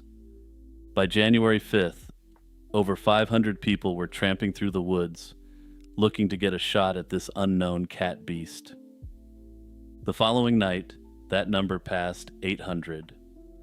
By January 7th, nearly 1,000 hunters had gathered. The town was overwhelmed with armed strangers, reporters, and curiosity seekers, and the spectacle of the beast was getting to be more disturbing than the animal itself. At the center of the chaos stood Mayor Woodrow Fussell, who also owned Bladenboro's movie theater. It was Fussell who'd called the Wilmington newspapers about the dead dogs, and he later told the Carolina Farmer magazine that a little publicity never hurt a small town. During the panic, he traveled to Charlotte to book a film called The Big Cat for his theater, advertising that audiences could now see the cat on screen and in Technicolor. A local sign painter began producing souvenir bumper plates proclaiming Bladenboro as the beast's home. The line between genuine terror and carnival spectacle was getting thinner by the day, a fact that upset many of the residents. By mid-January, the situation had become dangerous. The town was armed to the teeth with various posses from across the region seeking the creature. Police Chief Forres and Mayor Fussell recognized someone was going to get shot, given the general lawlessness and tomfoolery that had taken hold. Many of the hunters, being unable to find their quarry, took to drinking and socializing, all while maintaining their arsenals. Controversially, one group of hunters had announced their plan to adopt a shelter dog for the sole purpose of using it as bait for the cat beast. This sparked regional outrage, and combined with the growing tensions in the town, Fussell begrudgingly told the hunters to go home.